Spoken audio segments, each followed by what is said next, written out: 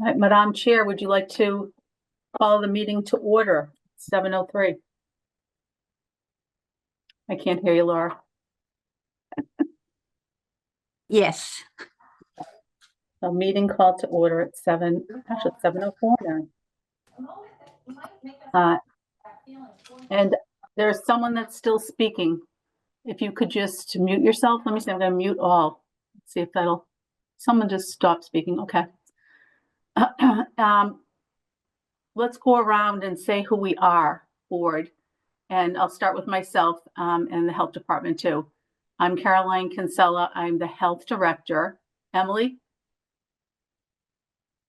I'm Emily Connors. I'm the assistant health director. Jean? I'm Jean Peterson, clerk. Yeah. Is Carolyn on at all, Emily? No, I don't think she's coming on for this meeting. Okay. And then we have our board chair. Laura Richards, chair. And Roxanne Hi, Roxanne Musto, member. and Mary Stenson. Hi, Mary Stenson, board member and secretary. And Lisa Stevens, good night. You'd like to say who you are also? Hi, I'm Lisa Stevens. Good night. I'm the Director of Tobacco Control with the Mass Municipal Association. Thank you, Lisa. Okay. Next is number 2, approval of the meeting minutes. Board, did you get a chance to look at the meeting minutes from December 2nd? And do you have anything you'd like to edit? I didn't have any edits. I'll make a motion if everybody's ready to approve the meeting minutes of December 2nd. A motion. Aye. Oh, second, sorry. I can still hear someone in the background. I know, let me see. Let me mute. Well, if I mute all, I'll be muting you, so. Oh, there's someone has stopped speaking. So all in favor of the meeting Aye. minutes? Aye. Aye. Thank you. Okay, and then moving along to number 3, citizen speak. If there's anyone here tonight that would like to do citizen speak, if you could please say who you are and take a few moments to tell us what you'd like to tell the board. If anybody wants to volunteer. Sure, Mr. Brennan? Is it Peter Good Brennan? evening. Thank you for having me. My name is Peter Brennan. I'm the executive director of the New England Convenience Store and Energy Marketers Association. I'm also a Milton resident, live on Cape Cod Lane. Is this the appropriate time to talk about the tobacco regulations that are under discussion? Or should I wait until those are brought up formally later in the meeting? So this is your opportunity for citizen speak, and the board is going to be discussing the tobacco regulations, and then you're not able to speak any further. So tonight we're just talking about the regulations, reviewing the old regulations, adding new regulations. But if you'd like to say something now for citizen speak, you can go ahead. Okay, I appreciate that. Sure. So I would like to testify in opposition to any proposal to adopt nicotine-free generation bylaw. This is a bylaw that the advocates will tell you is targeted at youth smoking.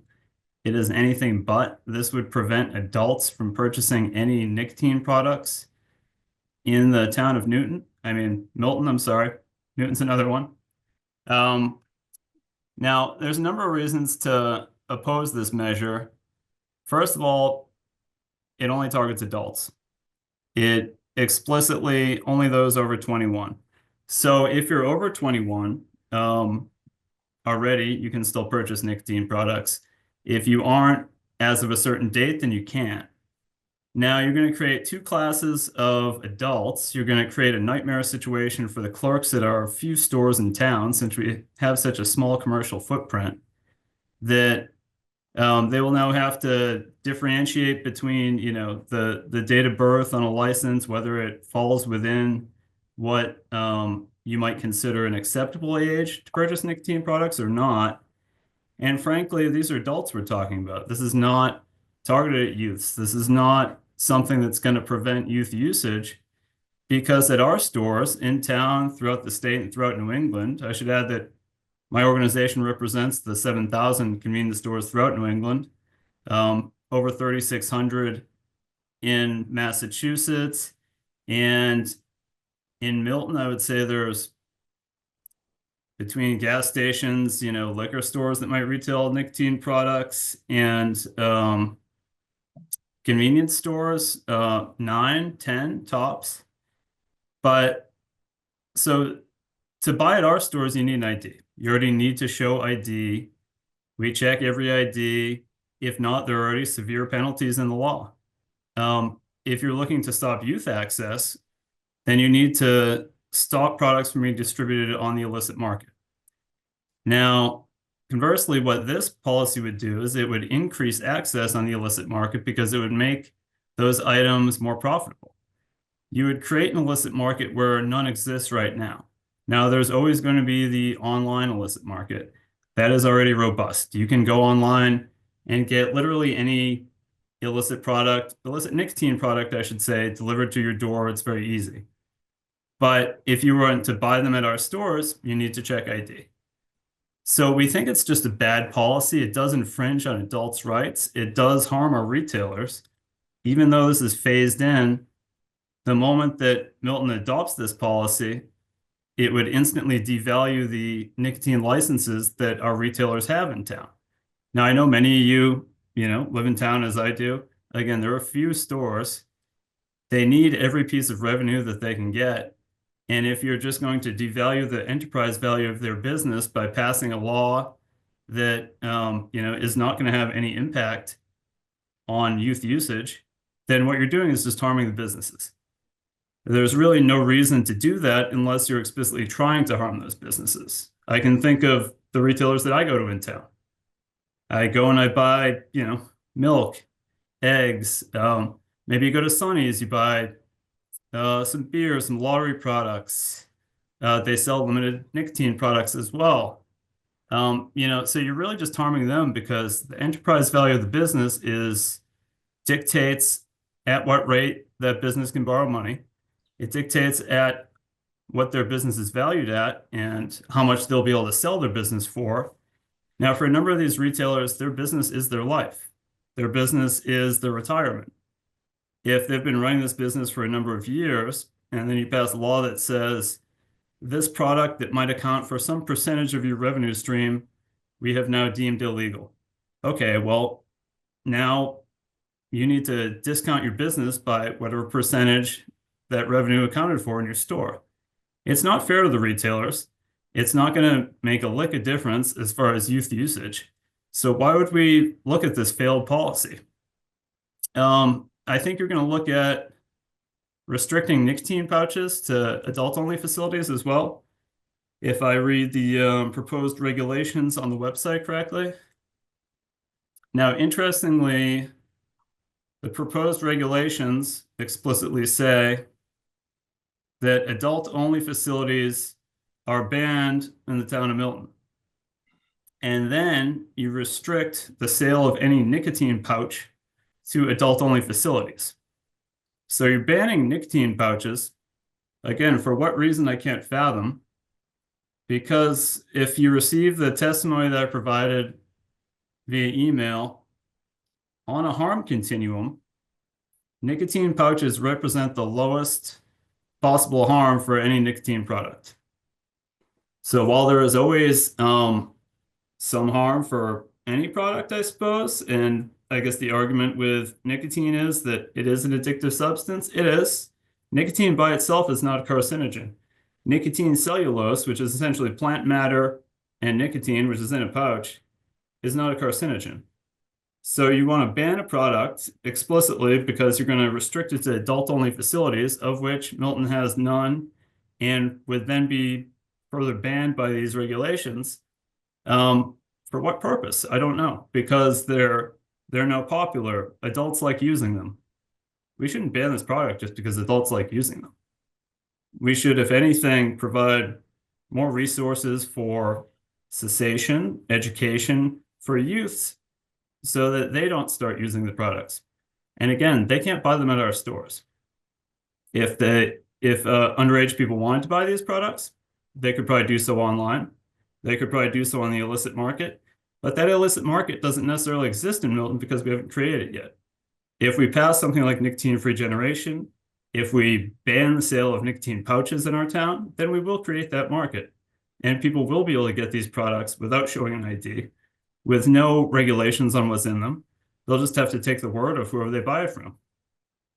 I'm also concerned about some language in Chapter 6, which seems to be a broad ban on smoking or using any combustible, or not even combustible, I think it's vapes, cigarettes, non-tobacco, any product that can be burned can't be used in public settings. Okay, on town property, understood. I also see the membership associations, included but not limited to private clubs. I'm concerned that that would also encompass Wollaston Golf Course, which is within the borders of Milton. And people do like to go to the golf course, have a cigar, maybe have a cigar on the patio. I think that's an adult's right to do so. I think in open air, that's really not an issue. So I would discourage the board from pursuing these policies, especially nicotine-free generation, especially a ban on nicotine pouches. And I would just ask, what you intend through this ban of usage and how that's going to be enforced. Is this going to be a civil infraction if somebody is using a tobacco or other product in a place that's now banned under these regulations? Is that an arrestable offense? Could you get a ticket? Does it pertain to marijuana? Really, these regulations are robust, somewhat convoluted. I do have questions, professionally and personally, as to what this means. And I would hope that the board really takes a serious look at these and thinks about what you're really trying to accomplish. Are you trying to hurt our retailers? If you're trying to keep tobacco out of the hands of kids, then we fully support that and we're willing to work with you. I know our retailers in town are willing to work with you on that. But I think the best way to do so is to give more money to education cessation programs than it is to just ban products that makes them more popular and creates a robust illicit market. Here for questions, if you have any. Thank you. Thank you, Mr. Brennan. Board, do you want to see how many other people would like to speak? Mr. Brennan spoke for 8 minutes. We usually have- limit to Yeah. 3 minutes, isn't it? So we could limit it to 3 minutes, 3 or 4 minutes, and I can time it. Yeah, that's a good idea. Give it 4 minutes. Okay, how about 4 minutes? And if there's not that many people speaking, maybe they can come back for another 4 minutes or 2 Right. minutes. Is there anyone else that would like to speak? We have 18 participants. Okay, I see Mr. Stephen Helper. Would you like to speak? I would very much. Can you hear me? I can hear you. Thank you. So you've got about 3 or 4 minutes. You're very kind. Thank you. Go ahead. My name is Stephen Helfer, and I represent Cambridge Citizens for Smokers' Rights. We receive no funding from any source whatsoever. I would like to mention that anti-outdoor smoking rules have been used, I think, very unfairly against homeless and poor people who have high rates of smoking. I know that in Boston, the smoking is banned in the parks, and this has been used to remove homeless people, even when the only thing they do are simply trying to relax and have a cigarette. In fact, this whole issue about smoking is very class related. highly affluent, educated people tend to have lower smoking rates. And therefore, it's very popular to put taxes on cigarettes and so forth, which actually don't affect affluent people. They tend to affect poor people more. This September, the Centers for Disease Control reported that teen cigarette smoking is at its lowest on record. And that record goes back to 1965. So it's the lowest in more than 60 years, or about 60 years. Teen vaping is at a 10-year low. And teen use of nicotine pouches is under 2%, which the FDA considers very low. In fact, FDA Tobacco Product Director Brian King said, the continued decline in e-cigarette use among youth is a monumental public health win. So already, persons under 21 are not using these products. I see no reason why we have to ban them for people over 21 when they haven't started. And of course, everyone in tobacco control says if you don't start by the age of 18, you're probably not going to start. It seems this law is unnecessary. Gallup reports US adult smoking rate is at an 80-year low. And the CDC confirms this by noting on its website that for every 3 persons in the US who have ever started smoking, 2 have quit. That's a very, very high quit rate. So it seems that all of us can confirm this CD finding, because I know dozens of people who have quit smoking very successfully. Just like losing weight, it can be difficult, but I certainly know more people who have quit smoking and never started again. When youth and adult tobacco and nicotine consumption is at such decline, burdening store owners with new restrictions seems uncalled for. I would say that almost all of the convenience store, at least in Cambridge and Boston, seem to be owned by immigrants of color. And these are minority-owned businesses which are struggling. Now, I don't pretend that this regulation would shut them down, but it would certainly hurt their business. And as Mr. Brennan has noted, would decline the value of their business. I think the board should definitely consider the effect on minorities of this policy. A generational tobacco ban, nicotine ban does not apply to youth, but adults 21 years older. Such a ban would mean that in 5 to 10 years, a 30-year-old combat veteran cannot buy a cigar, while a 21-year-old would be able to buy alcohol, marijuana, scratch tickets, vote, and join the military. I think to most Americans, this does not make sense. I think this ban abridges adult liberty, serves no critical public health need, and I ask you not to consider it. Thank you. Thank you, Mr. Helper. Is there anyone else who would like to speak?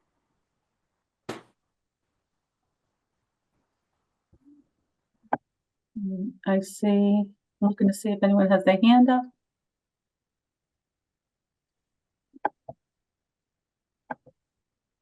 Hello? Jonathan? Yeah, hi. Hi, what's your full name, Jonathan? Jonathan Bowen Leopold, my Bowen hyphen Leopold. Yeah. Anyway, so yeah, I was just grateful to join this. I mean, I grew up in Braintree mostly, right near Milton. And I've been smoking since I was, an early teenager, and I find it really helps me focus. I have trouble.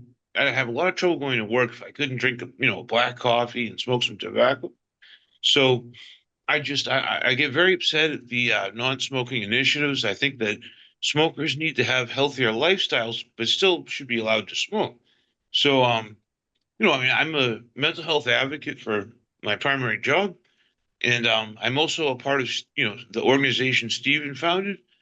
And so, I just really wanted to say, I mean, I think I see it a lot advocating in the mental health system that people will have like an unhealthy lifestyle. Maybe they stayed at state hospitals or prisons and had, an unhealthy diet and were dehydrated. And it's really easy to unfairly blame smoking. So, just because somebody has health problems or dies younger, it doesn't necessarily have to do with smoking. It's often about, they may have been oppressed or discriminated against, not had enough money. But, I mean, I think if you want to increase health initiatives, that's great, but, please don't pick on the smokers. Yeah. Nice. Thank you. Is there anyone else that would like to speak? You raise your hand. Just taking a look to see.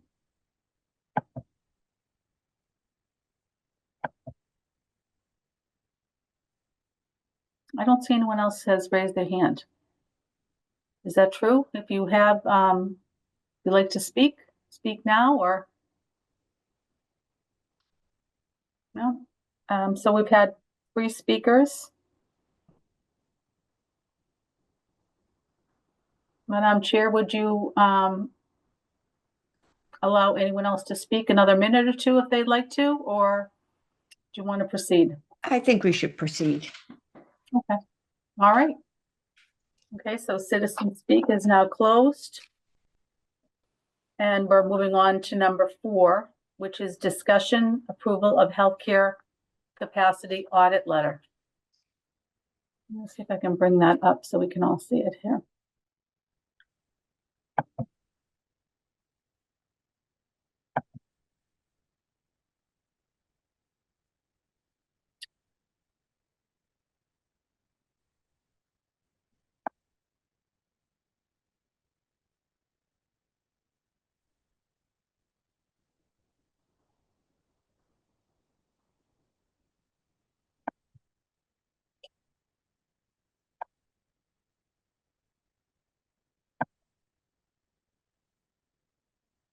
Can everyone see the screen?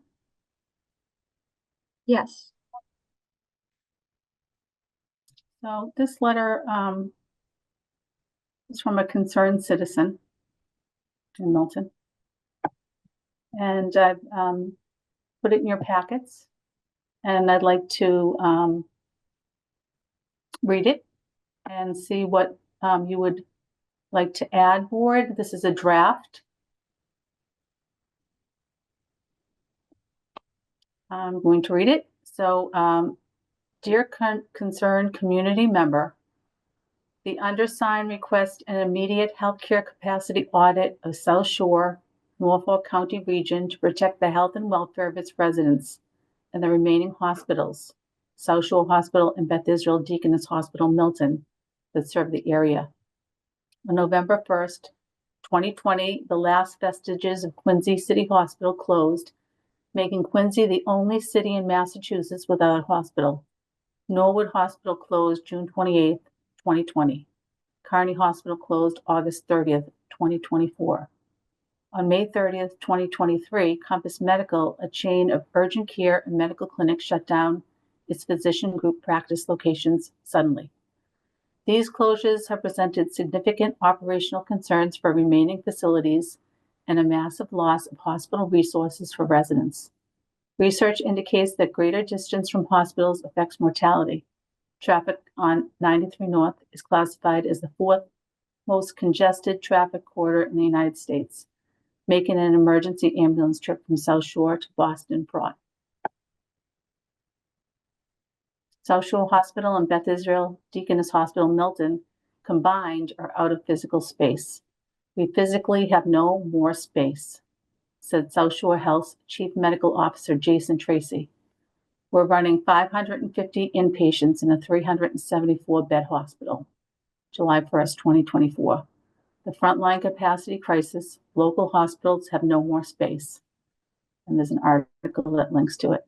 Additionally, recent CHIA data shows poor reimbursement data for the South Shore hospitals.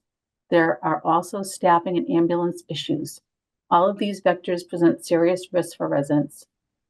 Largely in response to the Stewart Healthcare disaster on May 16, 2024, the House passed Bill H-4643.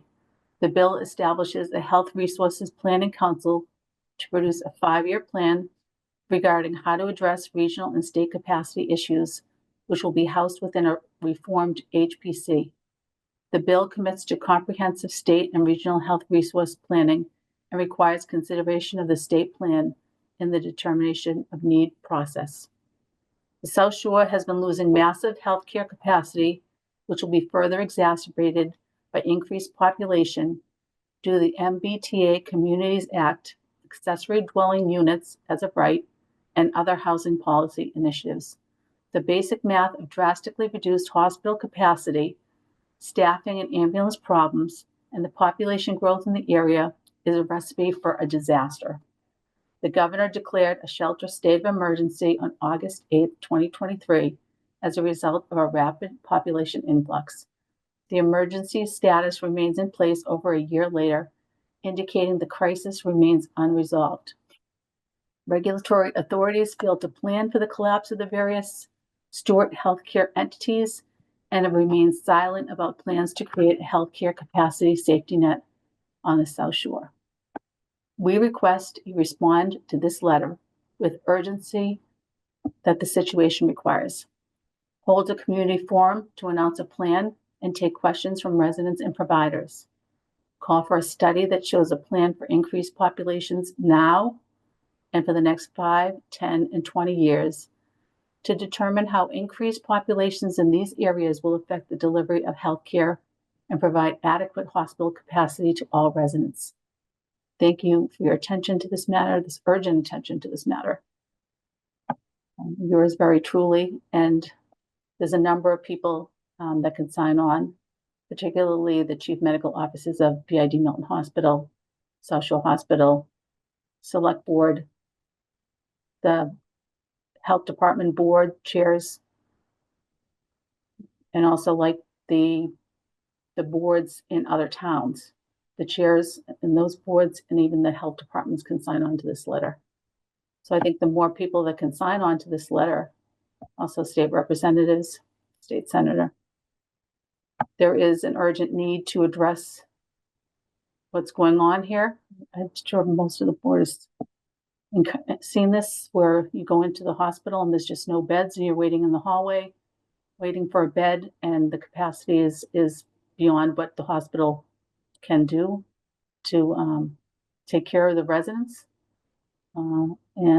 If you'd like to say anything, Ward, if you have any questions about this, but this is something that is urgent. I mean, right now we have low rates of flu and COVID that I'm seeing coming through our workflow, but this can become an emergency, more of an emergency than it already is right now. So we really have to send a letter and send our concerns and let the governor know, the attorney general, that we're very concerned and something needs to be done.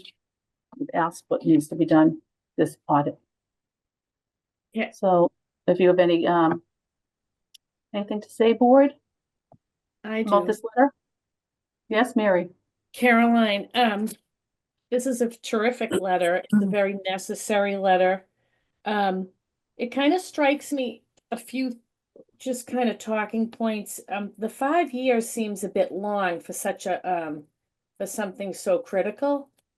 I am aware that they already have some forums in place regarding Stewart, and they already have like local businessmen in that area weighing in on, I don't know why they would, be including them, some of them on this topic, but yet there are some forums in place. It would be good if maybe the minutes from those meetings were like published, so people could get an idea of like how this thing is getting traction. And it might also be good to know the increased capacity at the local urgent cares and the dispositions of the patients going in there, like how many are getting redirected to the hospital. And I know they have hard numbers on that. They keep them every day. And I'd be willing to sign the letter. I wish they would utilize the previous space for some kind of urgent care, some treatment. It seems to have a complete void in those areas is a crime. I think they maybe should even have more people sign the letter.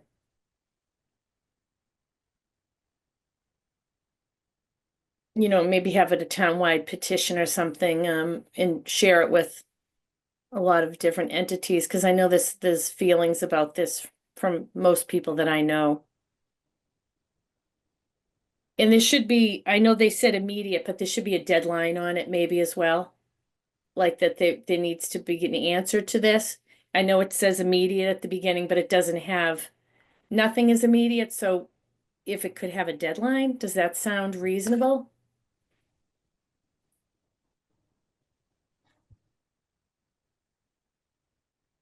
And what do you think, other, Madam Chair or Roxanne? What are your thoughts? Well, I don't think giving a deadline we don't have the authority to say, do it now or else, if you know. I guess suggesting one or some kind of timeline or something, because the word immediate, well, they don't do that either. Mhm.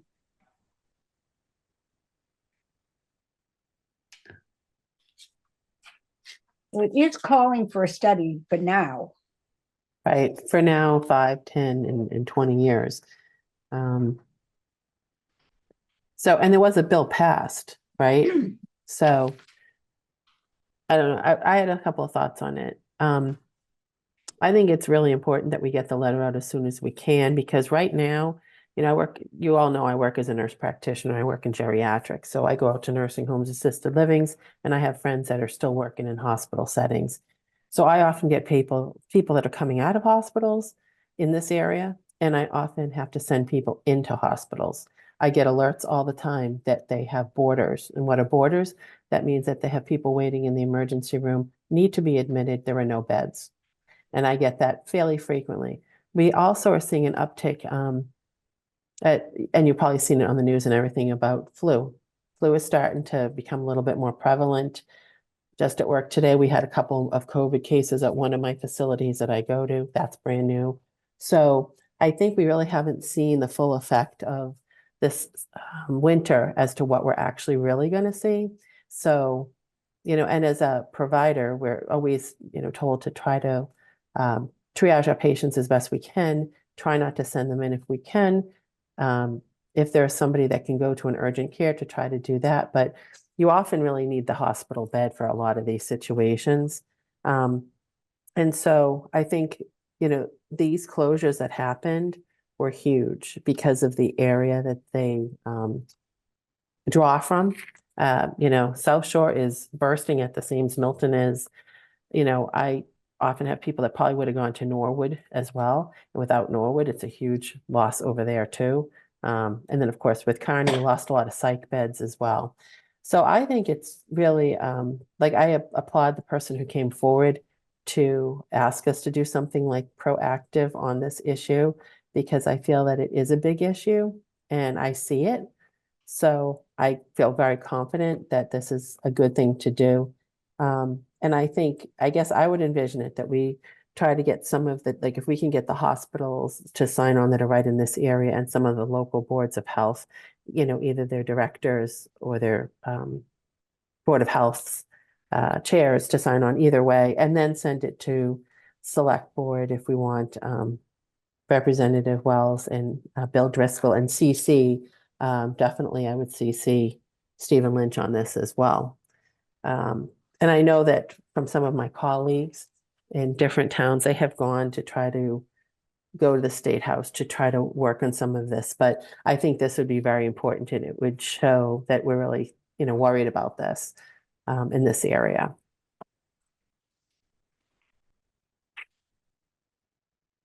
I agree, Roxanne. Any other questions or thoughts? I think the letter is great. The only issue I have with it is on the first page, the second paragraph, the last word is fraught. Fraught with what? It needs something else there, like fraught with anxiety or traffic on 93 North is classified as the fourth most congested traffic corridor in the US, making an emergency ambulance trip from the South Shore to Boston fraught. That's not right.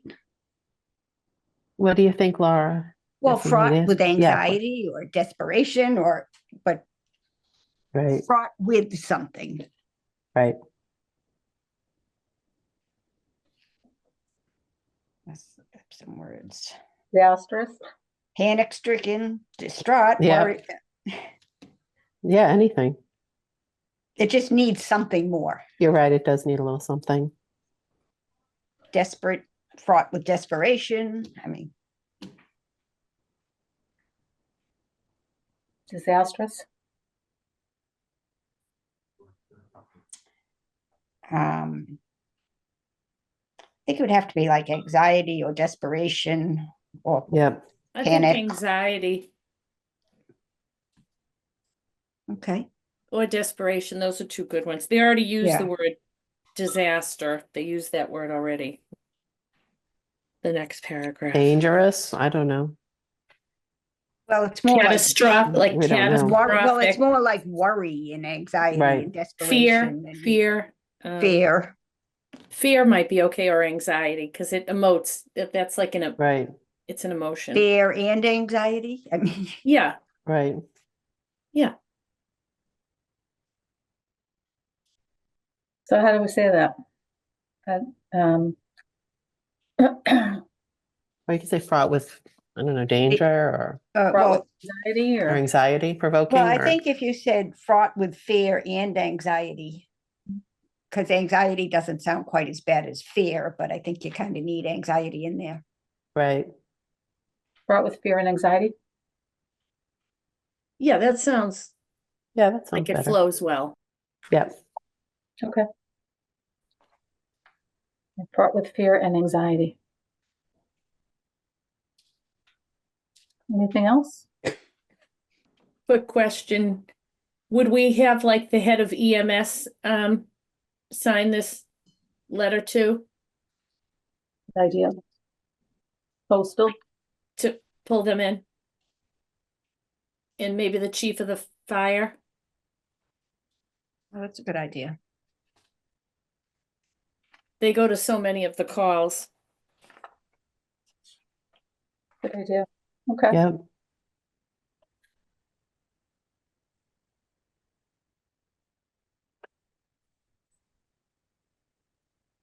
Anything else?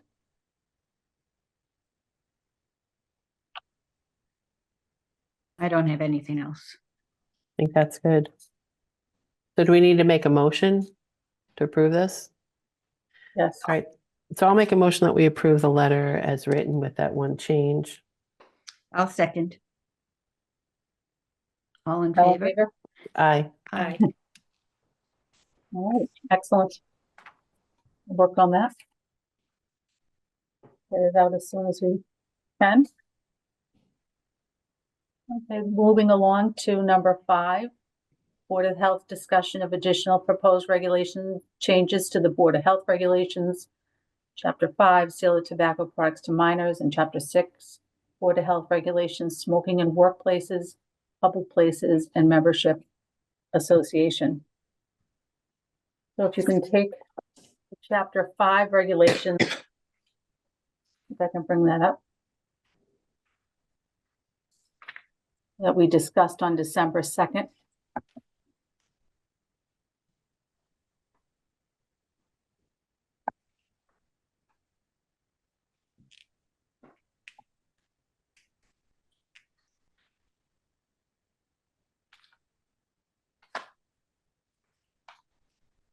Can you see the screen with the green? Yes. So we had our meeting on December 2nd, and the green area is what the 2 Board of Health members agreed upon. And the yellow is to be discussed tonight further and or deleted. See if I can make this a little bit larger here. Okay.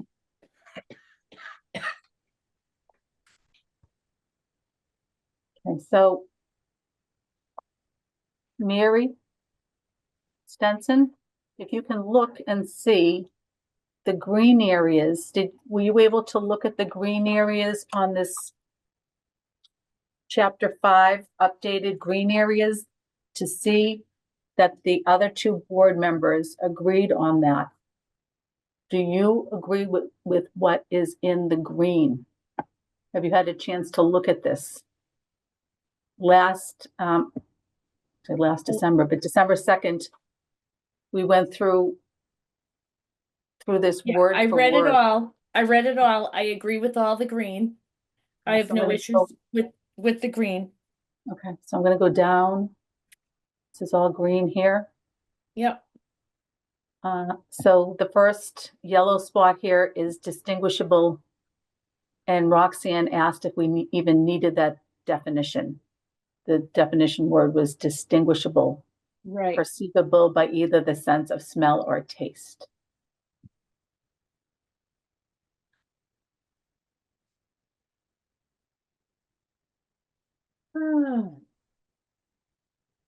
I think it's okay to keep it.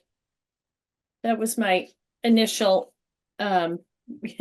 response, but is it absolutely necessary? Maybe for some people it is. Maybe And does it matter if it's in there? no, probably not. I mean, I mean, if it's we there, can strike it. It didn't No, I matter. I mean, don't- I just brought it up as a question. That was why Yeah. it's I there. don't think That's it's all. I don't think it's absolutely necessary. but at the same time, it doesn't hurt to have it in there in case it Right. is. Yeah. You want to just keep it in there, Okay. I think so. Okay. Okay. Roxanne? Keep Yeah, it. it seems fine. Okay, let's just keep that.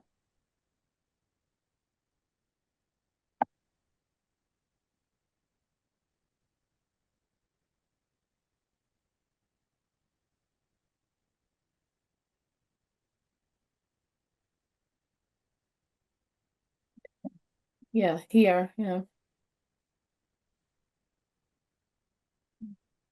Now here, Caroline, for the date of birth, born or after January 1, I think keeping it the same and not changing it in not too far a reach with that might be more in line with what my expectation would be, in considering also what Mr. Brennan had mentioned.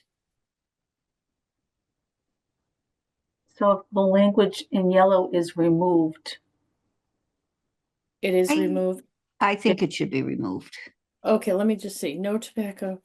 Oh, to That's remove it. change. Okay. Yeah, that's the Yeah, I think we negative need to remove it. generation. Okay, remove that. And then there was something else about age.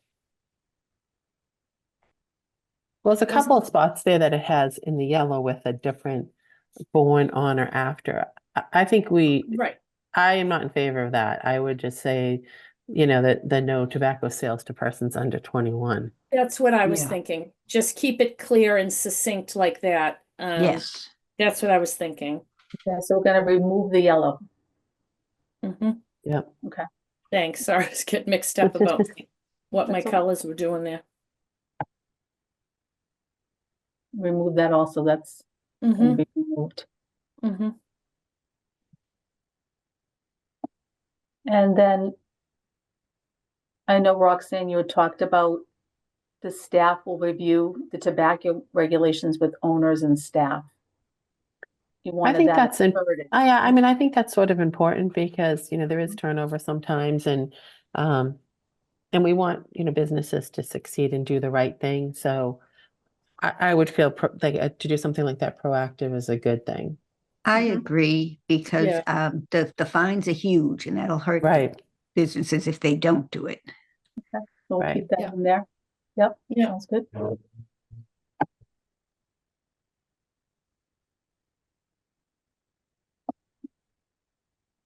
So this yellow, new applicants for permits who are applying at a time when the maximum number of permits have been issued will be placed on a waiting list. So we have a cap. The cap is 9. So I Mhm. think this language should be removed because Yes. of the cap. Mhm. Yeah. Okay, do you agree, Mary? Yeah. Yes. I agree. Yeah. We're gonna remove this. And we'll remove also applicants on the waiting list because we already have that cap of the 9. Mm-hmm. Let's remove that. Okay. Okay.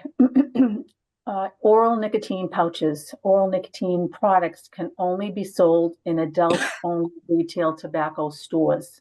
So we don't have any adult-only retail tobacco stores. If we leave that in there, then we're not going to be selling any oral nicotine pouches.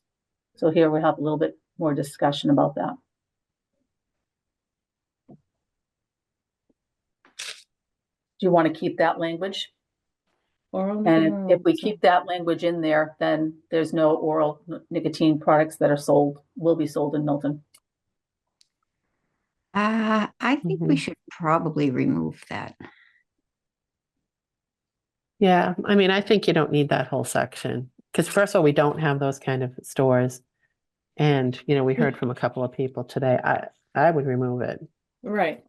Yeah. I agree remove with it. Laura. Yeah. Okay, so remove it, and that means that oral nicotine pouches will be sold. Mm-hmm. If you're over 21. If you're over, yeah.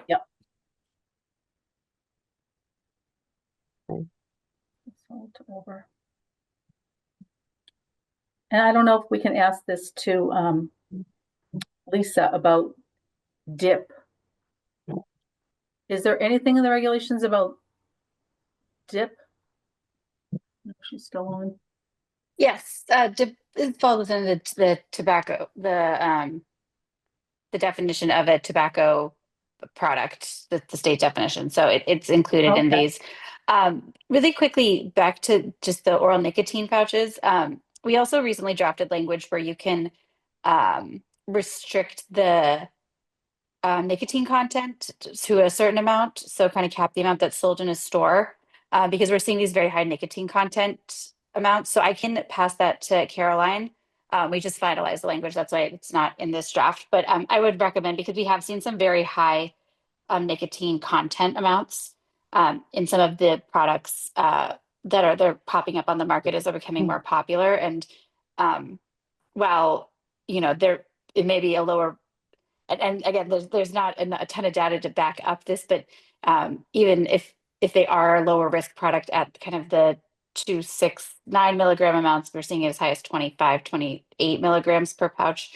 So those are likely a greater risk than can be accounted for. So I can share that language with you guys if you want to look at that, because it is especially those products are something of concern. Okay, that sounds good. I'll share that with the board. I will move along. This is green here.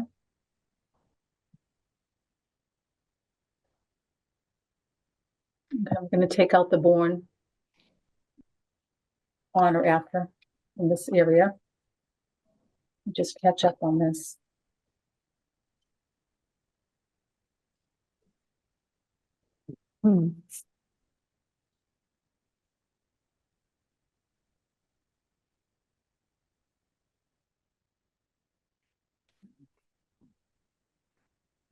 So I'll take out the language born on or after January 1st, 2004. I guess the question is, in and around the yellow here, is the amount of days, up to 30 consecutive business days.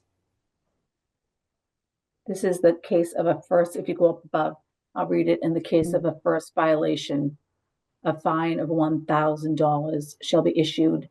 And additionally, if the violation is a sale of tobacco product to a person under the age of 21, or you can add that language, or do you want to choose a specific day duration between 1 and 30? Does the board want to have flexibility to choose between 1 and 30 consecutive business days?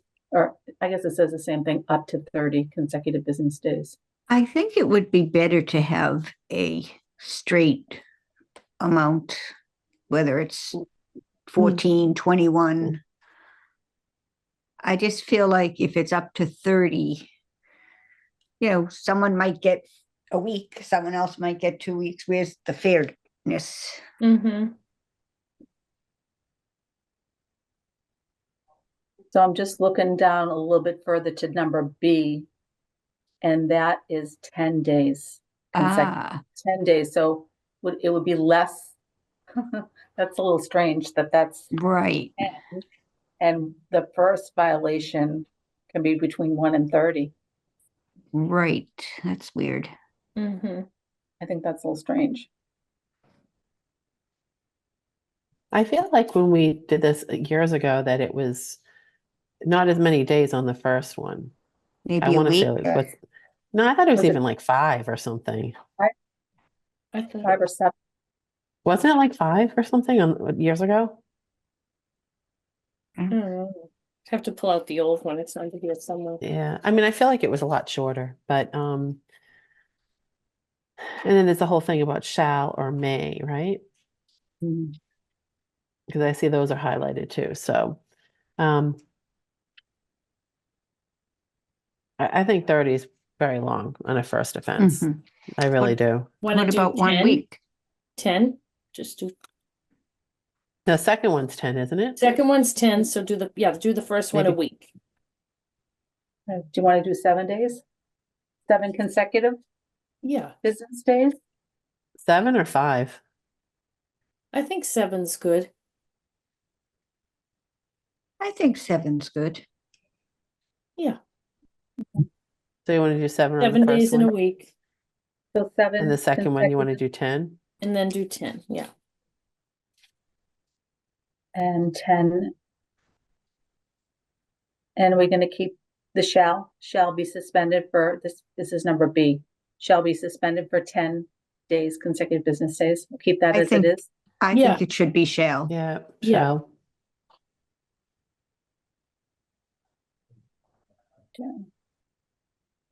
And that's 10 and 7. Okay. And then we're going to go down to number 2. For violations of all other sections specific to the town of Milton, except for D, the regulations violator shall receive. Now, this is the violations at the town level. Well, what were the other ones? State. The state level. But aren't we tracking the state, like, aren't we doing it so we're the same as the state? So what would be the section specific to the town of Milton? Maybe Lisa can chime in about that. So we're seeing both the state regulations up above, the town regulations on number 2. So I off the top of my head, I don't know what's specific, but there are a number of policies. It's a smaller number since the 2019 update. But there are some policies that are just local only. Common ones that towns will adopt, again, the oral nicotine pouches, so either restricting the number or making them only in adult only stores, regulating blunt wraps, cigar minimum pricing. Those are local regulations. Those are not part of the state law, but they're choices that a municipality can make to enforce. And if you enforce those, they would be at a different amount, fining amount, because you're restricted by the non-criminal disposition cap amount. Okay. So you kind of end up with these two systems. The higher fining amount is part of the 2019 law, and it created some interesting changes because it kind of takes it outside of that non-criminal disposition process that you use for most tobacco enforcement, or what's historically used for tobacco enforcement. Yeah, so if you go down a little bit further, you can see on the left, it says state law, and on the right, it says local regulations. Okay. Mm-hmm. Mhm. A little differentiation there. So do you want to go back up to 2A? That's the same as Yep. the old regulations. 2B, in the case of a second violation within 36 months of the date of the current violation, a fine of $200 and the tobacco product sales permit shall be suspended. Here we go again with the shall or may. May be suspended for 10 consecutive business days or shall be suspended. I think shall. Yeah. Isn't the state one already say shall? Yes. And it probably has to match that, I would think. Well, this is for guys things that can- aren't covered by the state. Yep, this is Mm. local. So it should be Shall, shall I then. think it should be shall. It Shall. should be shall. shall. And then number C, in the case of 3 or more violations within the 36-month period, a fine of $300 and the tobacco product sales permit shall be suspended Yes. Yeah. for 30 consecutive days. 30 That's it. consecutive business days. Yeah. Mm-hmm. The one thing I want to bring up with all of these though is, sometimes you do have extenuating circumstances. And if we say shall versus may, you don't have that opportunity, I mean, I'm not trying to make excuses for people, but sometimes there are extenuating circumstances. Mhm. And that's why we have hearings and you get to hear what's going on. I think that when you don't have that opportunity, I mean, there can be really extenuating circumstances. That's all I will say, Yeah. and if we have it so rigid, then you don't have that flexibility. That's the only thing. That's why I'm a little leery of always putting shall with some of those things. Do you think putting may for B and then keeping shall for C is something that would Might be an idea. I be mean, pleased? Yeah. Be a little more like it's a mid-range level, so it could be may, and then the extreme one could be shall. yeah, I mean, I think I just think it's one of these things that, sometimes you might have a situation, I mean, like some crazy situation, and we want to be able to have some flexibility. So I Yeah. think the second one especially, and Caroline, isn't the amount of time longer 36 than it was? Wasn't it 24 You're at right. one point? Yeah, it was 24-month period. I mean, 36 months is a long time, Yeah. and if like, Right. I mean, it's a lot longer. It That's was 3 24 years. before. Yeah, Right. that's a long time. So, Okay. but I wanted to just see what you guys all think about that. But Well, I we do could like- we could switch to may, if there are extenuating circumstances. I mean, it just gives us the ability to hear what's Yeah. going on. It doesn't mean we're not going to do it, but sometimes, there is a reason why that. Right. And, I don't want to, be super Okay. harsh either. So, because this is longer, it used to be 24. And so now we're going to 36. Mhm. You could have a lot of change in people working, extenuating Yeah. circumstances. I don't know. That would be my thought. Okay. No, you've swayed me. I Okay, think we yeah. should go with may for the local. Okay, may for both of the local, B and C, may, and then you can decide. Yes. I think so. Do we have to, But- do we have to but- decide the amount of time right now? But I was May going to say, do? should we say may be suspended for up to 10 consecutive business days Yeah, Yeah. and up I to think- 30 consecutive business days? Yeah, that's probably I more think that's better. accurate. Yeah, Up I agree and with up. Laura. to. Okay, that sounds good. And then just down below, we'll take out the yellow, the born. Yep, yep. Dates, let's see. Okay. Now, number 3, in the case of 4 violations or repeated, say that word for me. Egregious. Egregious, yes. Violations of any section of this regulation as determined by the Board of Health within a 36-month period, the Board of Health shall hold a hearing in accordance with this regulation and after such hearing may permanently revoke a tobacco product sales permit. I'm okay with that yeah, I think because we keep it. I think may, that's fine. May. May. Right. Yeah, I think that's fine. Yeah. Okay, with that, and then number 4, failure to cooperate or interference with inspections pursuant to this regulation shall result in the suspension of the tobacco product sales permit for 30 consecutive business days. For up to 30? You want to put may? failure to cooperate or interfere. Well, I don't know. If they won't cooperate with the inspections, they Right. should be suspended. Then they should Right. be, okay, They so should keep the be. shall, okay. Yeah. Wanna Have we keep ever that? had that happen, Caroline, just out of curiosity? No, We've never had that happen. no. This is additional language. No, we've never done Mhm. that. Failure to cooperate or interfere. Do you want to keep it as it's written? Yeah, it I has, think yeah, so. that, I think keep I so. mean, it could happen. It probably won't. Right. But Yeah, I think that's fine. Okay. All right, great. Moving along here. Okay. All right, that's chapter 5. oh, wow. Right. Excellent. Hmm. Okay, let me pull up chapter 6.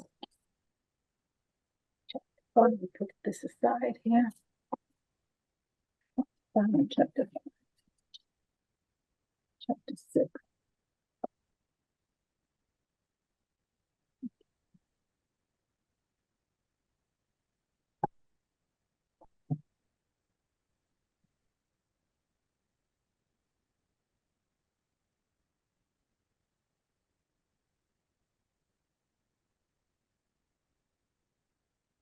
Is that okay? Make this a little bit larger. Okay, so this is chapter 6. Now I'm going to pull out the old regulations for chapter 6. The new regulations say regulation of the Milton Board of Health prohibiting smoking in workplaces and other places.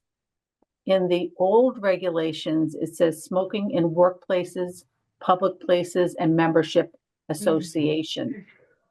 Do you want to keep the old language for the regulation or the new? So this is chapter 6.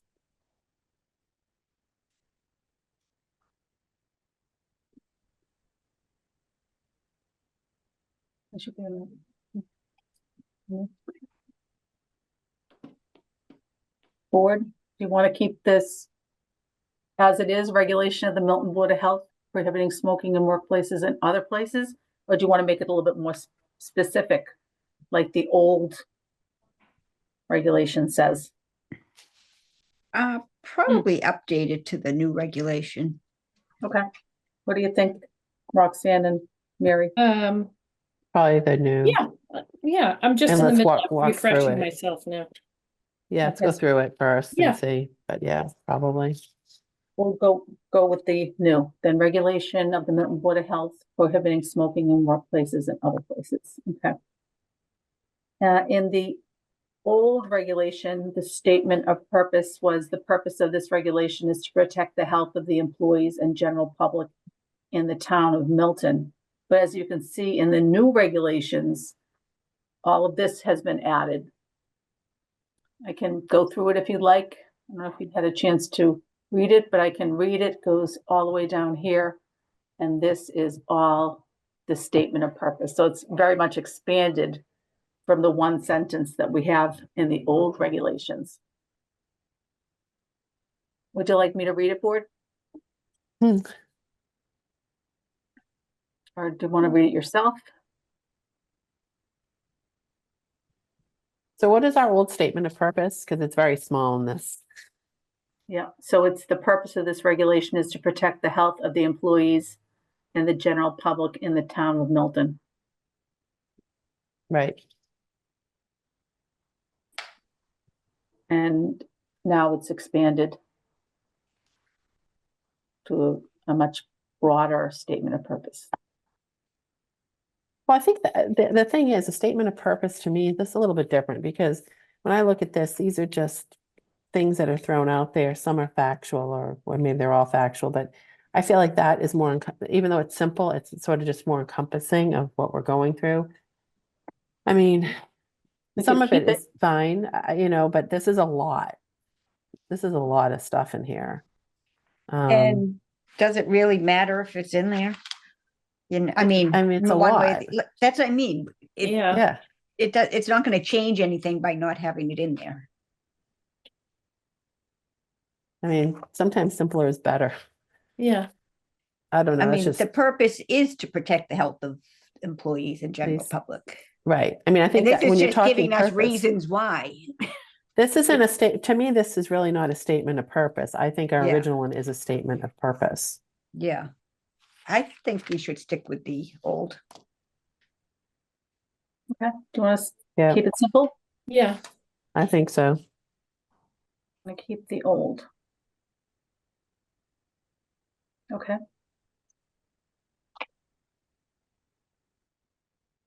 Move along then. Let's see.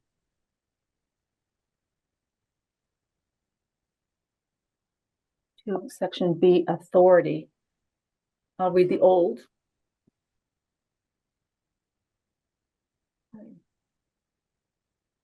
The regulations is the old. This regulation is promulgated under the authority granted to the Town of Milton Board of Health pursuant to Massachusetts General Laws, Chapter 111.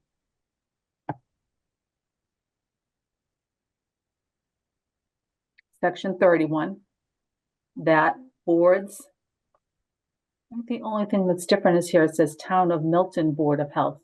Let me read it a little bit further. Yeah, it looks the same. It looks the same, except in the old, it says Town of Milton. Oh, yeah. Does it matter? I don't think it matters, does it? I wouldn't think so. I don't think it That's it. matters. I think the old was fine. So, Do you Yeah. want me to just keep the old one? Yeah, just keep the old. Keep Yeah. the old.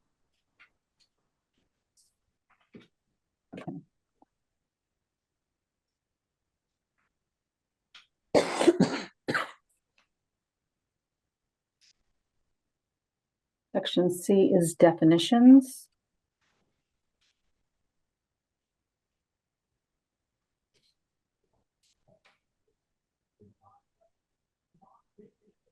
hmm.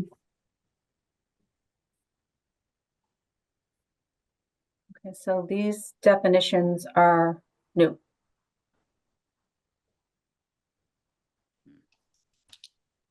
See, so in section 3, we have definitions. Our first definition is, well, as used in this regulation, the following words shall have the following meanings unless the context requires otherwise. That's the language. Doesn't hurt the following words shall have the following meanings unless, yep, so that's the same. But in the old, it starts with business agent. In the new, it starts with the adult-only retail tobacco stores. But we don't have that. Correct? Right. And can we have them?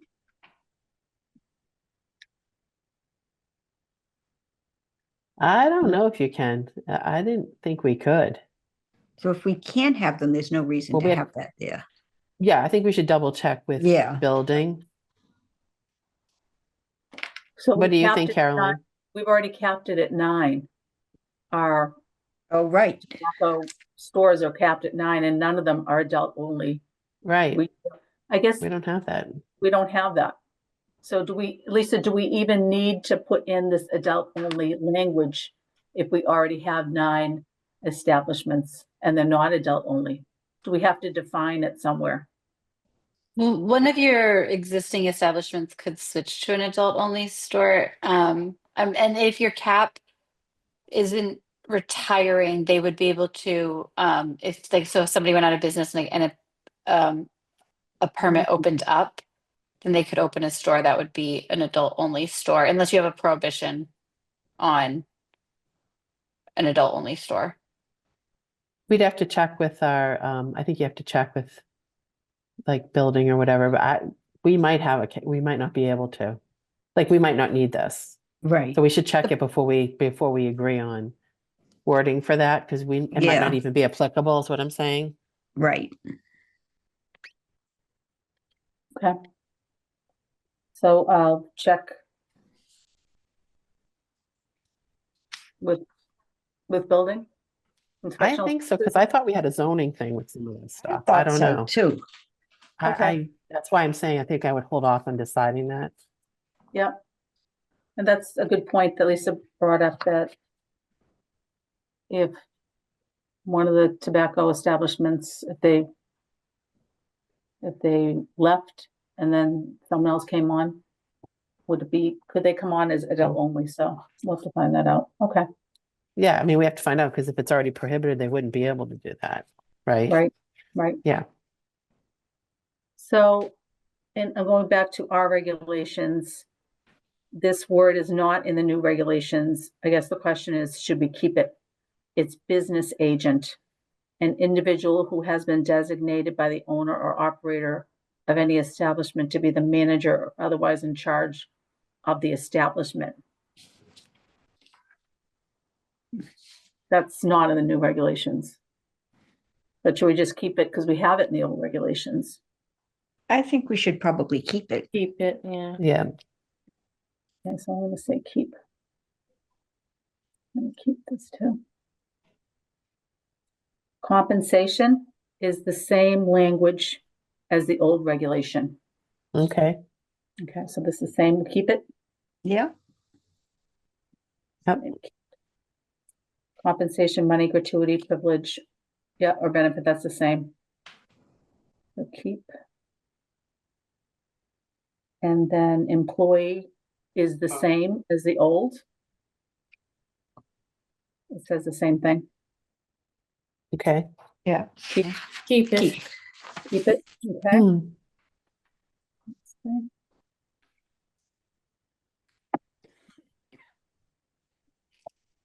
And employee, let's see, keep this one, keep this Yeah. one. Let's see.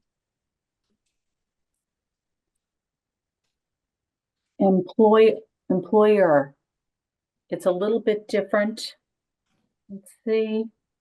In the old regulations, it says the last 4 or 5 words are including the town of Milton. So I can read, let's see, employer, the old says an individual, person, partnership, association, corporation, trust, organization, school, college, university, or other educational institution or other legal entity, is the same, whether public, quasi-public, private, or nonprofit, which uses the services of one or more employees at one or more workplaces at any time. And the old says including the town of Milton. The new says including the municipality. You I'd want to say just we say should, including the town of Milton? yes. Yes, town of Yeah. Milton. Keep the old, it just specifies it. Yeah. Yeah. Yes, I'm gonna keep them. Enclosed is the same in the old regulation as the new regulation. Oh, wait a minute. No, I I think it's something different, right? There's a green, so the yellow is the same, and then the any space that does not qualify as an outdoor space as defined herein shall be deemed to be enclosed. That's new. Do you want to keep that new language in there for enclosed? What Any are we space. meaning What- by that? what would Like, it what's an be? example? Any Yeah, what space would that that does be? not qualify. Qualify as an outdoor space as defined here and shall be deemed to be What's enclosed. that? It's a weird sentence. Where is that borrowed from, or is that, Yeah, I mean, well, what would one of those be? right.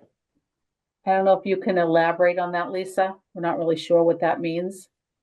Any space that does not qualify as an outdoor space as defined herein shall be deemed to be enclosed. Based on what bounded by walls, whether that one is ourselves. I mean, it would broaden the definition. Would that be I'm not- including like like a a deck? smoking shelter or something? or- Yeah, it may be like a deck, or just kind of that the presumption is that it is included. So they'd have to prove that it qualified as opposed to the other Keep way it. around. I would say keep it then.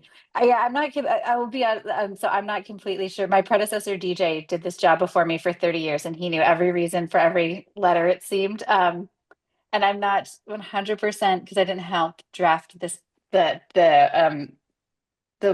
workplace smoking model regulation. So I'm not as sure. Any space does not qualify as an outdoor space, especially. Maybe. if- Yeah, it's mostly just saying if it doesn't qualify, if it doesn't meet this definition, or it doesn't meet the definition of an outdoor space, it would be considered an enclosed space.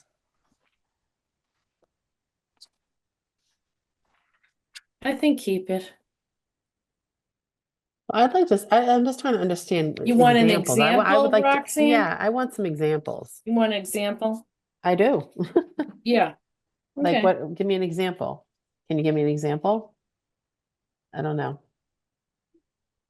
The specific, so again, I don't know the exact specific incident in which this, most of the kind of this like language like this comes from a specific case, so it's clarifying. It does relate to, if you go later into the definition section, there's a definition of outdoor space. So it is relating to that. It's saying that if it doesn't fall within this definition, it is it's outside of it. It's considered an enclosed space. So when you get to the outdoor space, but it relates directly to that other definition. It's not a standalone inclusion. So I would want to table that for a minute then and wait till we get to that section to understand it better. That would be my opinion, but Or we could just leave it the old definition too. And see what well, we can table it. Let's hold on that then about adding that green section. yeah, and then we can always go back to that. We have something weird in our old regulations. I don't even know why this is in here, but it actually is defining, it just says food establishment. Maybe it's just defining what a food establishment it is as set forth in 105 CMR 590. I'm not sure why that is in there.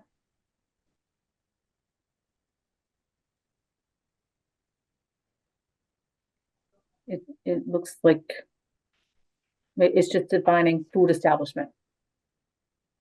Maybe it has to do with maybe like Starbucks and their patio, and maybe they just wanted to put in what a food establishment was into the definitions, the old definitions, and we could leave it. It's just Maybe leave it for now. Leave it, Okay. yeah. I don't know. What do you guys think? Yeah, I'm fine with leaving. Yeah, leave it. Okay, let's leave that in. And then the next definition that we don't have in the old regulations is electronic nicotine delivery system. That's new. Do you want to We'll add that? probably want that. The definition, so I think that's fine. Yep, okay, so we'll add that. And yes. And then membership association.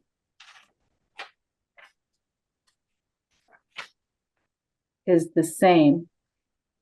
Let's see, Okay. except again, let me see. Let me look down further. It says in the town of Milton. Hold on.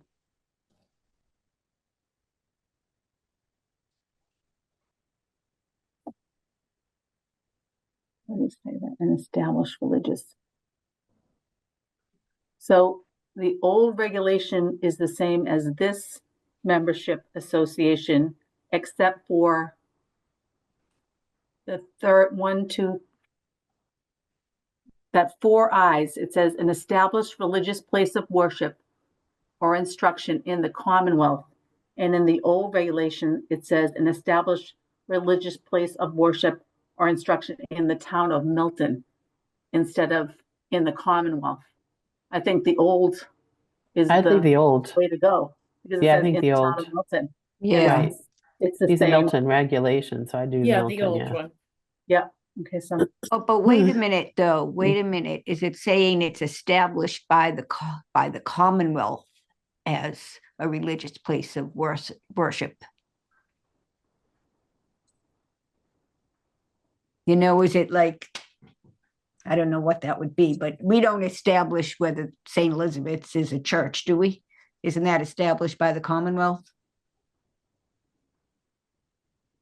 Yeah, Well, so that's, Yeah, sorry, that I could answer this question if that's okay. Yeah.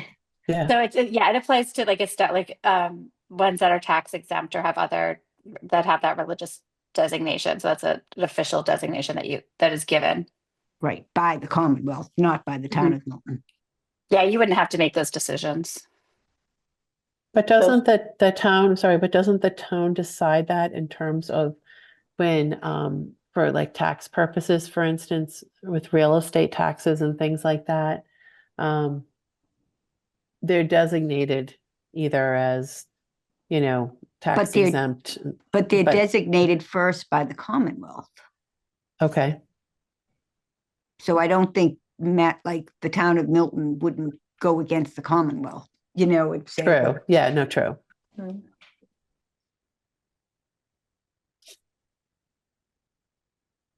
Do you want to keep the new that says instruction in the Commonwealth? I think so. Yeah, keep the Yeah, I guess common. that makes I sense, guess. sure. Okay, keep- no.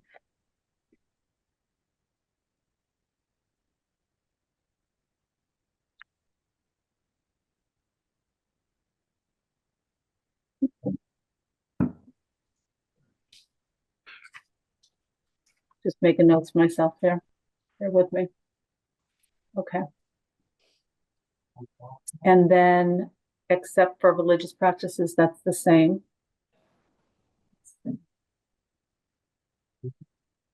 Let's see. And then we have in here, this is the old, it's municipal building. So that's not in here, but we added that. Go down a little further.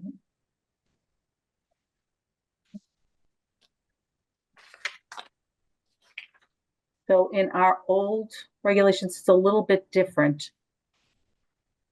Actually, you know what? I'm going to back it up. Excuse me. I'm going to back it up. So after it says, except for a religious place in the yellow, the new regulation says municipality of the town of Milton. We don't have that in the old regulations. Want to add that in the new regulations? Yeah, Yeah. That's fine. yeah. This. And then we don't have municipal athletic fields and courts. This is not a definition that we had in the old. Any athletic field or court owned, leased, rented, or operated by the municipality, including but not limited to all walkways and parking areas used for such athletic field or court. So we didn't have that definition in the old. We want to add it into the new. It's just a definition. Yeah, Mhm. yeah. Yep, sure. Okay, so I'm going to add that in. And now we're going to, oh, here's another one. Municipal beach. So this is new. Municipal beach, any beach owned, leased, rented, or operated by the municipality, including. We but don't not have a limited to- beach, We don't have do one. we? Or does that include Unless the like yacht Houghton's club. Pond? Or Yeah, the yacht club, 88 Wharf. I don't think that's That's not considered a beach. That's not a No. beach. But And what then the about other ones, Houghton's Pond? that's DCR. Oh, okay. DCR. okay, so we're not going to add that because we don't have a beach. We don't own a beach. So no beach. Okay, so that's next one. Here we go to the municipal building, which is a little bit different. So the old says for municipal building, any building or facility owned, operated, leased, or occupied by the municipality, including the Milton Public Library. We added that language. Well, we should keep that, I think. Why did we add it though? I believe we added it because of the smoking near the library. And we wanted to Okay. specify the library. The new one says municipal building is any building owned, leased, rented. We don't have rented in the old, or operated by the municipality. We could add rented because that's what's missing from the old one. But the old one also includes the Milton Public Library. So my question would be on our old one, why did, I know you explained why the Milton Public Library was added, but wouldn't it have already been covered by this anyway? Right. Like, why would we specifically call that out? Because we also own the art center that we lease out and rent Correct. out, so Right. I don't know that I would specifically put a specific name of something because it would be covered if it was in And then you this. might say, if you said that about the Milton Public Library and you meant the Milton Arts Department, What, Right. whatever it's called. Why didn't you say it? Right, Right. exactly. It's too, yeah. So it might make more sense to go with the newer Nope. one. Because that's all inclusive. Right. Yeah. Okay, let's say the new. And the new. Hmm. Municipal forests and wildlands. Any forest, woods, marshland, field, nature, trails, or other similar outdoor area owned, leased, rented, or operated by the municipality.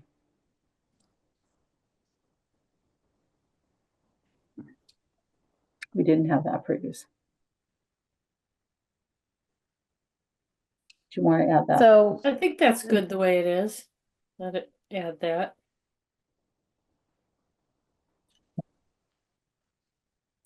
We all in agreement to add municipal forests? I think so, because if it, yeah, I mean, would have to have it in there if it's referenced later, right? Which it must be if it's in here. let's see what we find. Okay. And then municipal parks, so that's new. Playgrounds and pools, any park, playground, or pool owned, leased, rented, or operated by the municipality, including but not limited to all walkways, parking areas used for such parks, playgrounds, or pools. That's new. Yeah, I would, That's probably fine. Yeah.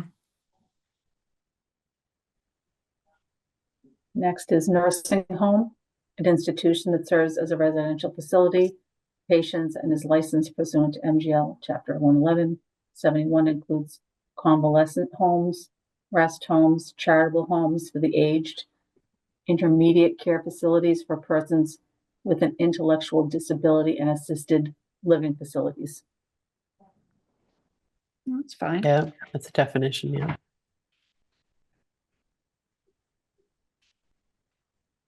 And then this is new also, outdoor space. An outdoor space open to the air at all times and cannot be enclosed by a wall or side covering. This shall mean that the space has thorough unobstructed circulation of outside air to all parts of the outdoor space, which shall be presumed to be present if A, the space has a ceiling and at least one half the total surface area of the walls and other vertical boundaries of the space permits unobstructed flow of outside air into the space, or B, the space has no ceiling and no more than two walls or other vertical boundaries of the space that obstructs the flow of air into the space exceeds 8 feet in height. A ceiling shall include any top or covering that is placed or may be placed over a space or any other structure or arrangement above the space, including substantial coverage by umbrellas or awnings that may impede the flow of air into the space, regardless of the type or nature of the materials, or the partial removable nature of the coverings. Any outdoor space that has a structure capable of being enclosed, regardless of the materials or removable nature of the walls or covers, shall be regarded as an enclosed space when the walls or covers are in place. All outdoor spaces shall be physically separated from an enclosed workspace if doors, windows, sliding or folding windows or doors or other fenestrations form any part of the border to the outdoor space. The opening shall be closed to prevent the mitigation of smoke into the enclosed workspace. If the windows, sliding or folding windows or doors or other fenestrations are opened or otherwise do not prevent the migration of smoke into the workspace, the outdoor space shall be considered an extension of the enclosed workspace and subject to this section. Workspace or workspaces, an enclosed area occupied by an employee during the course of his employment. That's the outdoor space.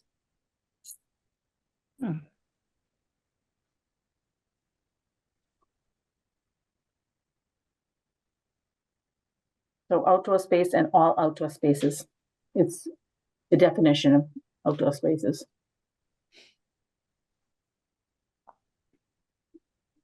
I guess it's That's pretty, fine. I guess it's okay. Keep them both. mm-hmm. Okay. And then we go to smoking.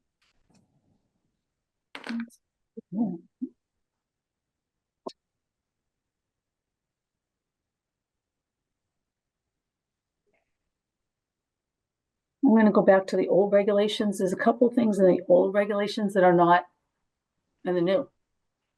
So not in the new, going back to the old, is the definition of a person. Any individual, firm, partnership, association, corporation, company, or organization of any kind, including but not limited to an owner, operator, manager, proprietor, or person in charge of any building, establishment, business or restaurant or retail store, or the business agents or designees of any of the foregoing. Do you want to keep person in there? It's not in the new regulations.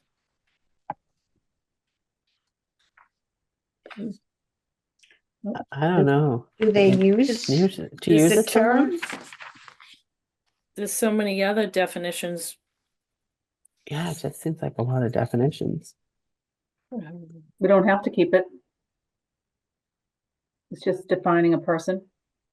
But maybe we better just in case, because it may be used.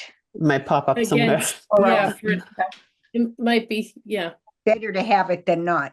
Yeah. Okay, so keep the old person. Old regs. Okay. Another definition that is in the old is a retail tobacco store. All right, T, hold on, let me see if is it further down? But see, that's the same as an adults only. And we're not sure if we have those. Because it's no one under the age of 21 is allowed. But is it the same?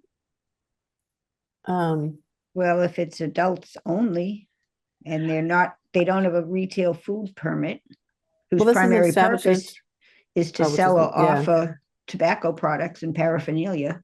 Right. It's not required to possess a food permit, so I don't know if we need that. Well, if we're not allowed the adult only, then it Right. would seem like we should check on it anyway. Yeah, we have to check first, yeah. Okay. That's a good point. Question, keep retail tobacco store. Yeah, okay. And then the old smoking, let's see, we're on smoking or smoke. The old was a little bit different because I can read the old one, but they've added in or non-tobacco products into the new one.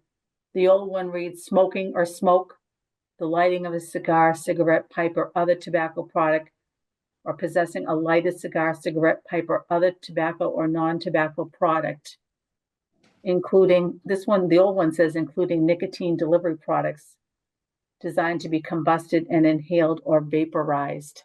So there's more language in the new, and they've added or non-tobacco products. Probably go with the new then. The new one, I guess. Yeah. So new.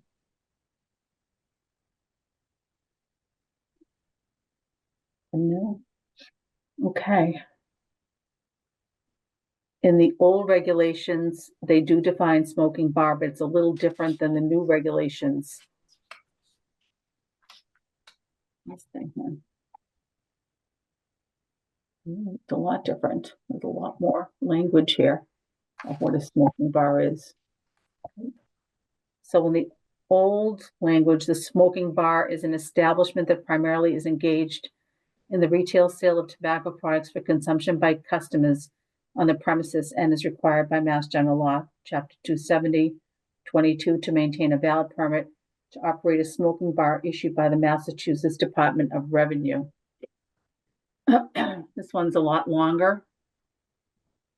And then it also puts in more language in green. The term smoking bar shall include, but not limited to those establishments that are commonly known as cigar bars, hookah bars, and vape bars. Can we have those? Again, I think we need to find out if those are not allowed. I feel like when Would the like to town planner, prohibit Bill those. Clark, but I feel like when Bill Clark was town planner, I feel like there were some of these things that were discussed. Do you remember this, Caroline? Long time ago? No. That I feel like there were regulations that or laws that we passed on this. So again, I think we have to look at that first. before we, because I think it applied to some of that. I could be wrong, but I feel like there was some prohibition, you know what I mean? Mm-hmm. Or maybe it's that you can only put them in a certain area. There was something with it. But Okay, Well, so we have it in the old, just we not have it in as the old. wordy. yeah, Both of them, the smoking and the smoking bar are in the old, Then, but they're a little bit different. There's more language in the new one. I sort of like the old put one, the but old one in then maybe until, Until we get one. yeah, just to cover it. Do you want to keep the old language, smoking and the smoking bar? It's two different. So just really quick, it looks I like you know. have a prohibition on smoking bars in your environmental tobacco, in your workplace smoking law. So that would be why that's in there, is that you prohibit them later in your current regulations. It's just worded weirdly. It's that you can't smoke in a smoking bar. It's older language. And in some more update ones, and it's probably in the updated one that you guys are looking at right now. Mhm. It just prohibits smoking bars, just with the straight language of smoking bars are prohibited.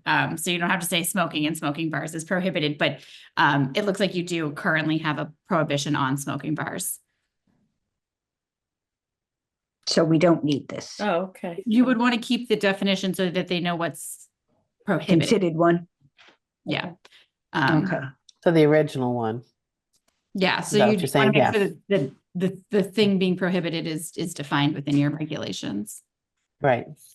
So we keep in the original smoking and smoking bar definitions? Sounds like it. Yes, I guess so. Okay, they keep. And keep. Okay. Then we're going to short-term rentals. This is new. Can you see anything? We don't have that in the old. Oh, I don't know. Do we allow short-term rental in town? I didn't think we did. Good question.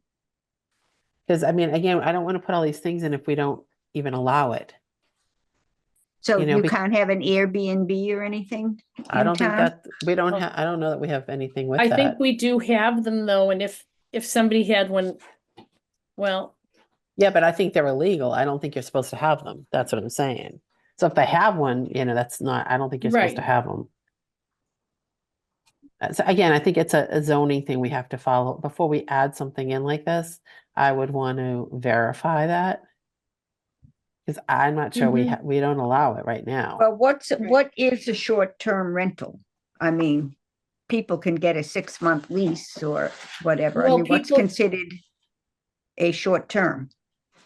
I don't know what the definition of the short term is, but people do. They come in and they rent houses because their kids are going to Milton Academy or. No, but that would be a full-time, like that You're would be a talking more like an real, Airbnb kind of situation. Yeah. Like, I think it's like 6 months or 9 months or less or something. because, you know, people Oh, can give a okay. lease for 6 months. Is there a definition, what- Lisa? Yeah, so the I know up at definition that Bent's we they have had is an a Airbnb up there. minimum month. And then just I was quickly looking at Airbnbs. It does look like Milton has some type of restriction that it has to at least be a month-long rental, so you don't have the very short-term rentals, which is like the Airbnbs are. I mean, you can rent through Airbnb for what looks like it complies with Milton, but they don't have for longer than a month. The regulations that we've written fit with I believe with the state definition of short-term rental. I will be completely honest, short-term rentals are a quickly and rapidly developing area of law, so everyone's trying to kind of keep up with them.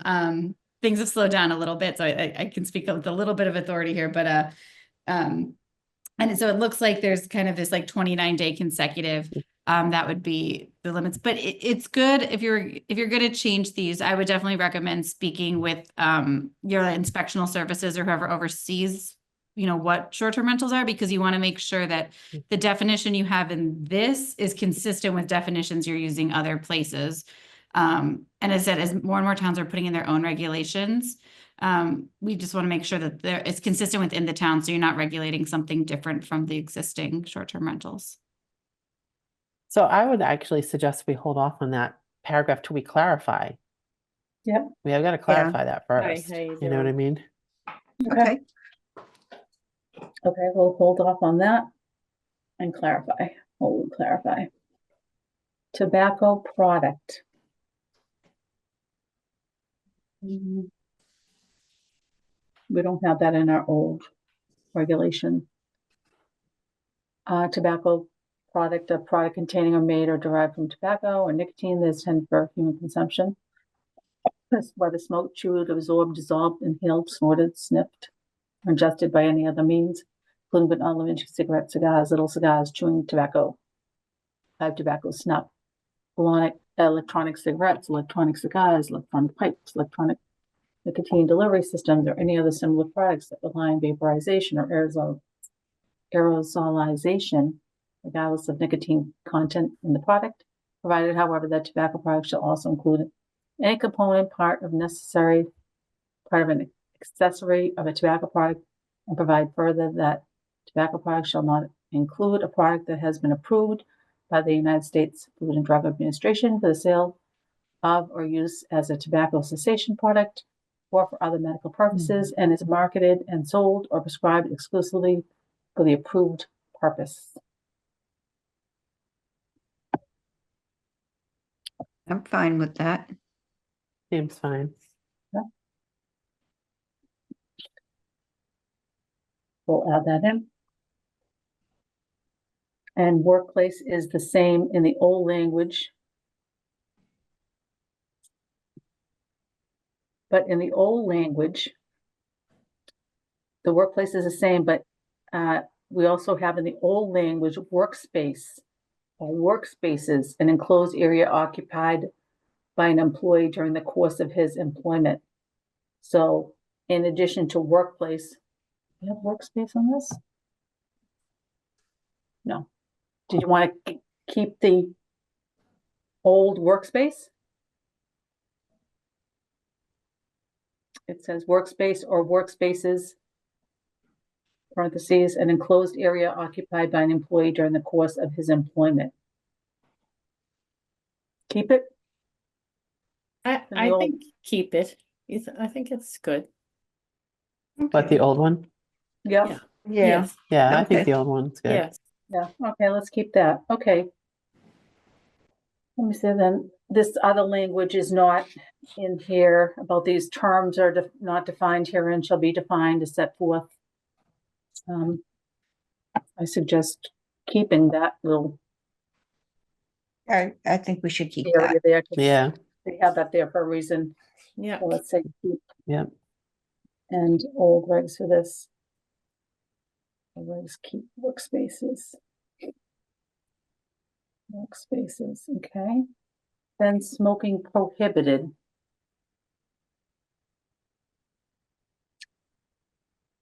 It's a little bit different than our regulations, our old ones, let me see.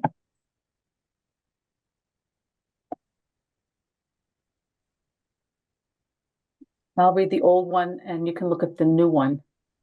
So there's, How did we do that? Section 2. How did we ban smoking in Milton?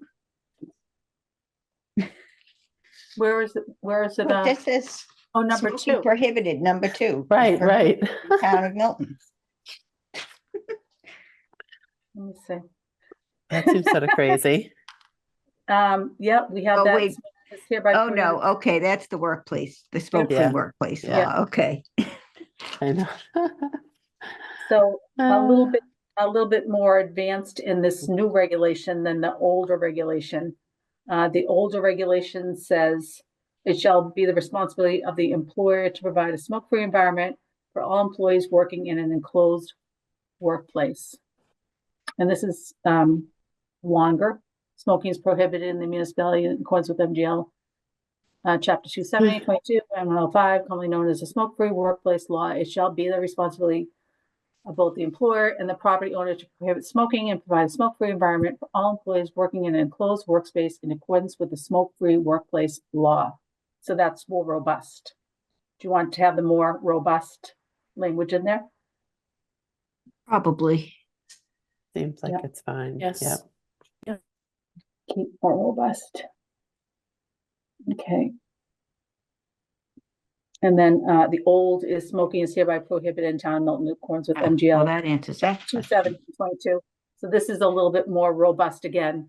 Smoking is prohibited in all enclosed common areas and residential multi-unit buildings, including but not limited to hallways, stairwells, laundry rooms, elevators, foyers, common rooms. It shall be the responsibility of the landlord, condominium trustees, or other entity having control over such enclosed common areas to prohibit smoking in all such areas. That's good. That's fine. And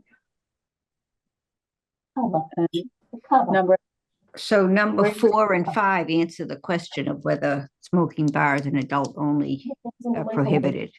Yep. And then Right. number 3, the use of, this is new, the use of electronic delivery, nicotine delivery systems is prohibited wherever smoking is prohibited.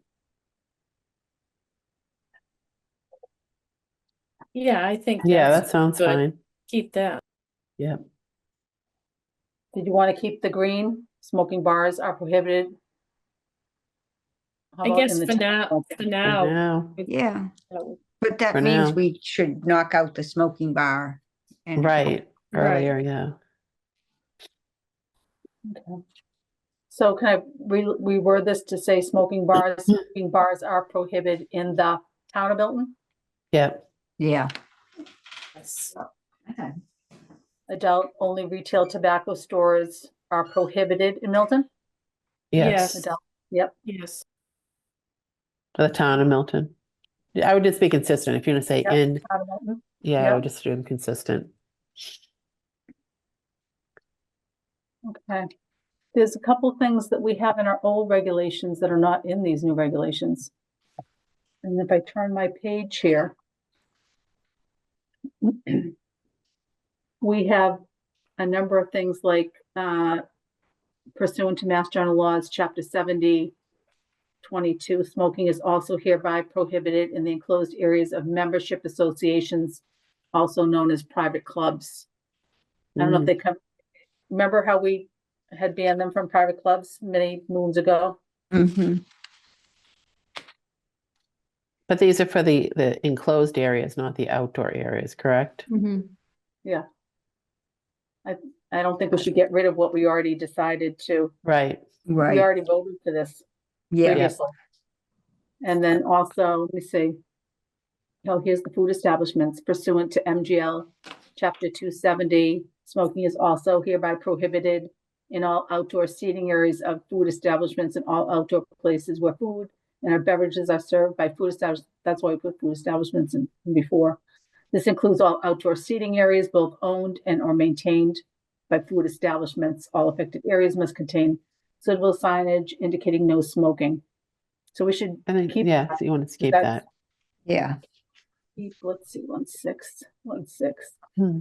And then let's see, it shall be unlawful for any person having control of the premise upon which smoking is prohibited by this regulation, or the business agent or designee of such membership association to permit a violation of this regulation. We should keep that because we had already voted for that before, Yep. Right. previously, yep. And then we also put in here, this is again, the old regulation about municipal buildings. Now, is there anything, I don't think there's anything in here about, no, it is, it's right here.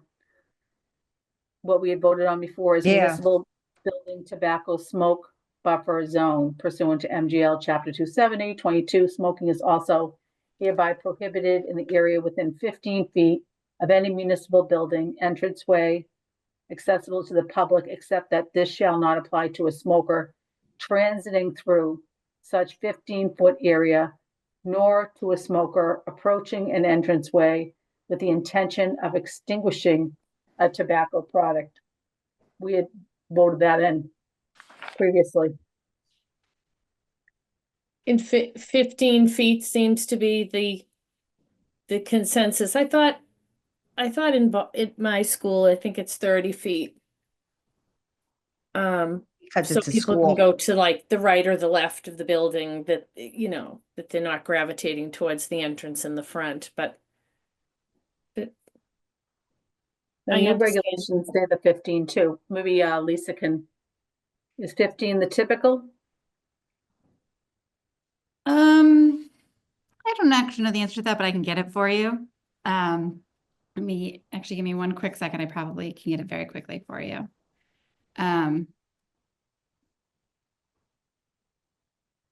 If it's what's in the, what's like kind of the model regulations, and that is typically the typical or the recommended best practice. You can go above, that amount. I think the one thing when this came up before, Caroline, when we spoke about this, the issue was like, say, for instance, you're in a restaurant in East Milton. If you were walking by with a cigarette or whatever, that it would bring you out in the street. Is that Right. correct? Do you remember that whole Yes. conversation? Yes. Yes. So there is a state law that sets one.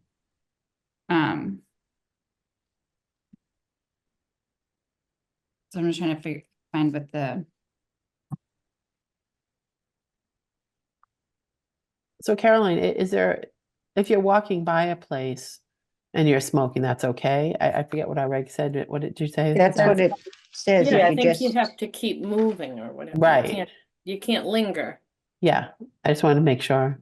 Shall not apply to a smoker Did you read it all? Transient. through. Okay.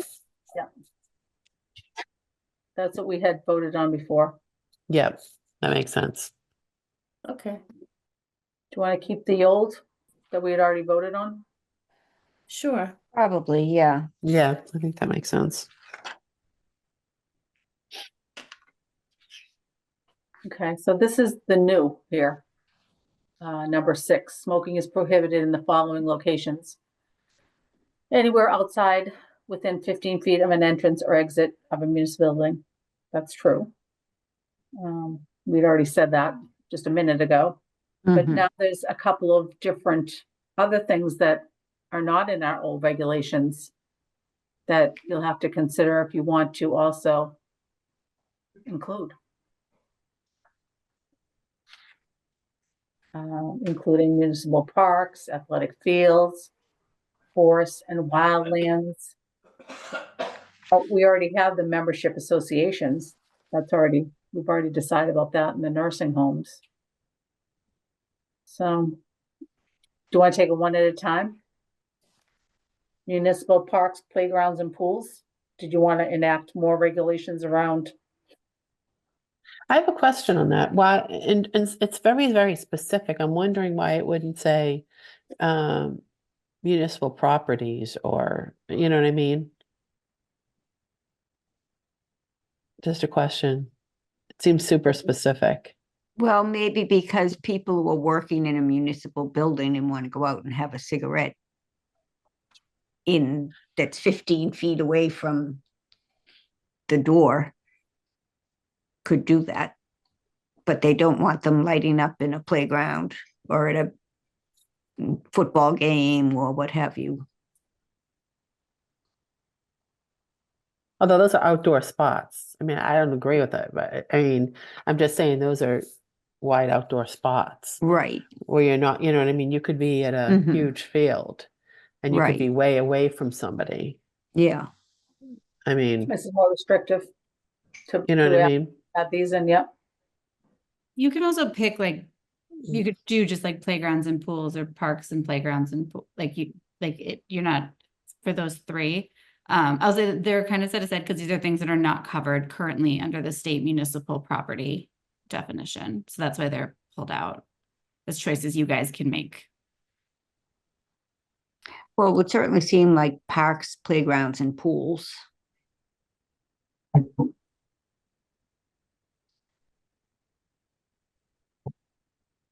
Yeah, keep And- it. And as far as like the guest rooms and the short-term rentals, again, I think we have to find that out first. Right. before I would include either of those. We already have nursing homes, right? Yeah, Okay, but here's my question.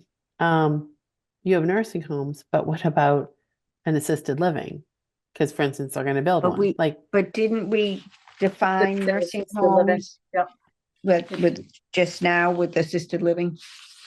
right, but this is saying, in the following locations, would it have to be listed here, though? You could just list, we could just list it, just say nursing homes and assisted livings. No, but we've defined nursing home already as a. Then It's why in would the nurse, definition Yeah, of, so we would- of nursing homes. it's in with that. It would be the Yeah. same thing, yeah. It's defined under that.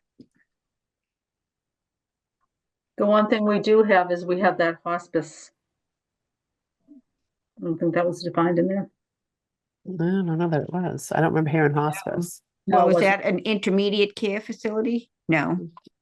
So we should probably add hospice in to the nursing home, right? Mhm. In the definition.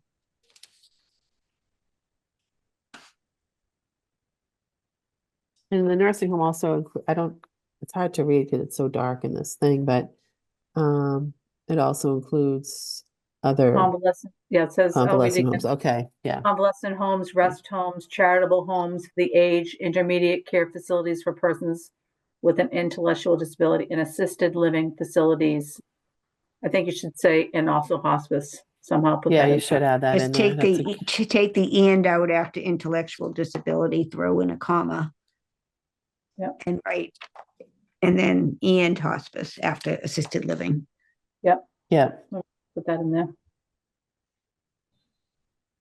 And hospice facilities. Hmm. How does this apply to the hospital? That's probably a business, is it? The Like a- hospital has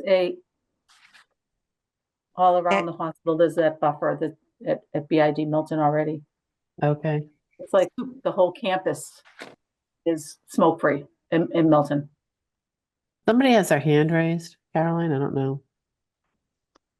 Oh. Right. Peter Brennan has his hand raised. I just had a Yeah. quick question on the membership associations. Because to me, this doesn't limit the ban to indoors. So would this be a blanket prohibition on, smoking anything in a membership association? Because the way I read, and this was in yellow in the draft that I got, so I don't know if this membership association language was adopted, but I believe that it would include specifically Wollaston Golf Club, because the corporation organized under Chapter 180. And I don't believe it's the intention of the board to ban tobacco use on the golf course, but if I read this, it doesn't say just indoor, so I don't know. I want to raise it before we skipped over. So, and the previous, I'm going to read the previous regulations that have already been adopted. It does mention the membership associations and private clubs, but it says pursuant to MGL Chapter 270-22, smoking is also hereby prohibited in the enclosed areas of membership associations, also known as private clubs. So inside Wollaston, there's no smoke Okay. inside. Well, thank you for the clarification. Yeah, I mean, you're also talking about forests and wildlands and athletic fields, so you can see how that might Yeah. Yeah. be confusing, This is but very I appreciate broad. the clarification. Yeah. So board, this is very extensive, the municipal parks, all this outside area. Athletic fields, forests, wildlands.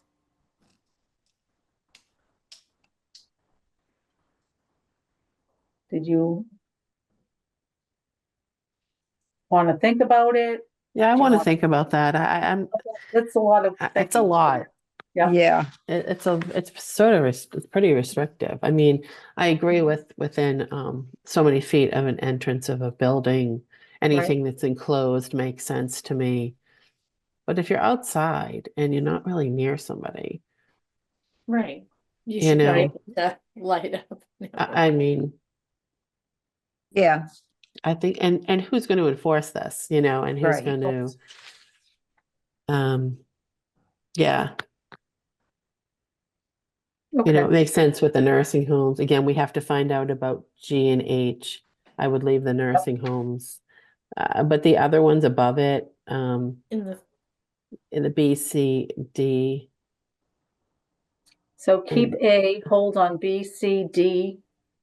and then the membership associations, you're talking about only within 15 feet. We're not talking, but this is outside. so that's different 15 because it's feet's not, pretty close. Difference. Yeah. Have to think about that. It's outside. I gotta think about this. Okay, That's me, but okay. all right, Mhm. back to that. plus we have to get some answers on some of those other things anyway Mhm. All right, let's that we've already go. identified. Okay, so outdoor areas of restaurants, bars, taverns, and any other outdoor place where food or beverage are sold to the public and served to the public or otherwise consumed or carried away by the public. Let's see, outdoor areas.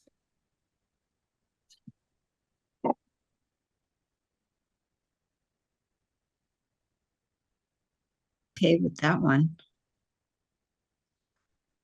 It's similar to our number 5 already. Right. That we've already included in here. Smoking is also hereby prohibited in all outdoor areas, which we're keeping. So I don't know why we have Okay. to, Yeah, already we're have keeping so that one. you're keeping Yeah, it. this is, so we already have that. okay. And the old, already have in the old. And this one's new. On public transportation, buses, taxis, and waiting boarding areas for such transportation services. We don't have that.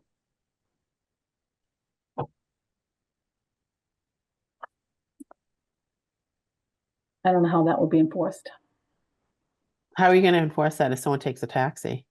And also, how does the town of Milton, we don't have any of our own Right. public transportation or, We don't. so probably get rid of, except for Yeah. boarding bus stop, but we don't have ever any little covered bus stops or anything. Right. Probably get rid of The that. trolley. Yeah.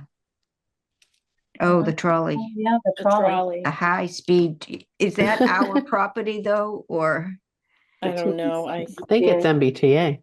yeah, But Not some of them, should Milton. be. So we What's that, wouldn't, Mary? they're close to, some of them are close to where people live, so I don't know. but we what don't their- have control over that area, do we? If it's MDC? No, it's MD. I think it's MBTA. MBTA. I'm pretty MBTA. sure. No, but I'm just thinking how some, like, say down at Hendry's, the building is close to, I wonder how close it is. In my mind, it's close, but it's probably not as close as I'm thinking. Yeah, so. And just Okay.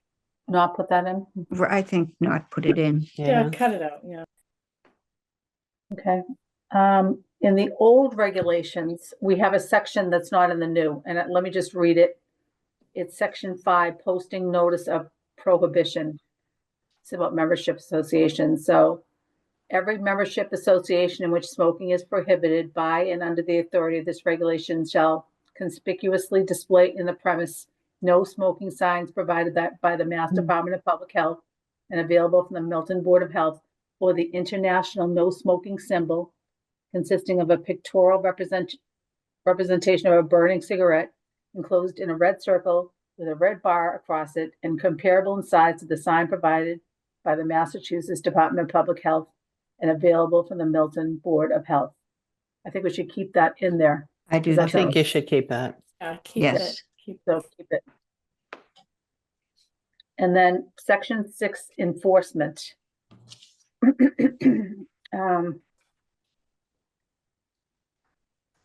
I think this might be the same as the new regulations. Let me bring this down a little bit here.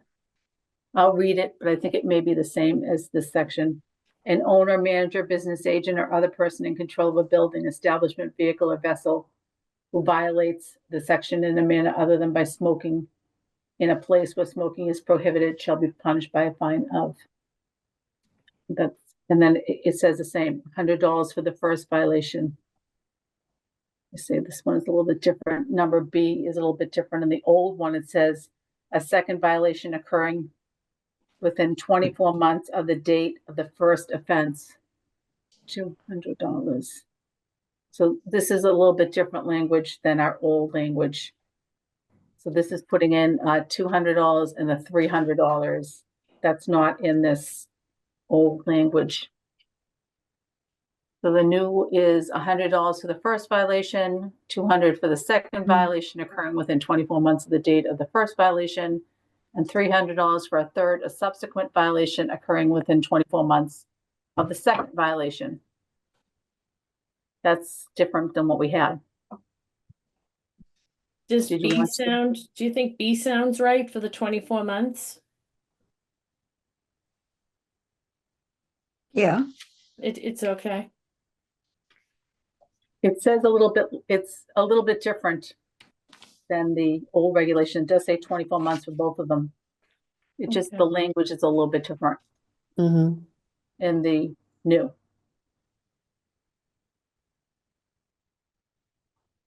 Do you want to keep the newer language? The first one says $100 for the first violation. It's the same as the new. right, but the second Yeah. one doesn't give That's the a, one- or the Right, it third doesn't doesn't say- give a, Doesn't say the $200. yeah, so why don't we keep the new I'll one? keep the new one, yeah, Want to keep the new one? Okay, Yeah, I think so. keep the new. Okay. And number 2 is the same as R2 and the old. Each calendar day on which a violation occurs shall be considered a separate offense. And Mhm. it does say that on both of them. Yeah, keep, Yep. Okay. I'd say keep it. I'm gonna keep this. Keep this. And let's see. Number 3. This regulation shall be enforced by the Board of Health and its designees.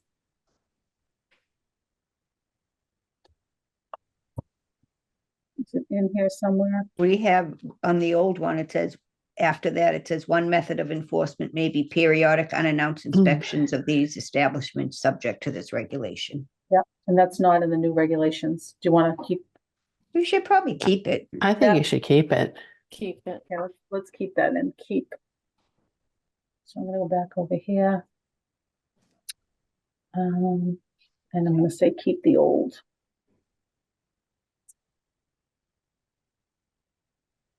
Okay, so the new stuff says whoever violates number 4, any provision of this regulation may be penalized by the non-criminal method of disposition as provided in the general laws 4021D. Let's see what it says. Similar to it, it says,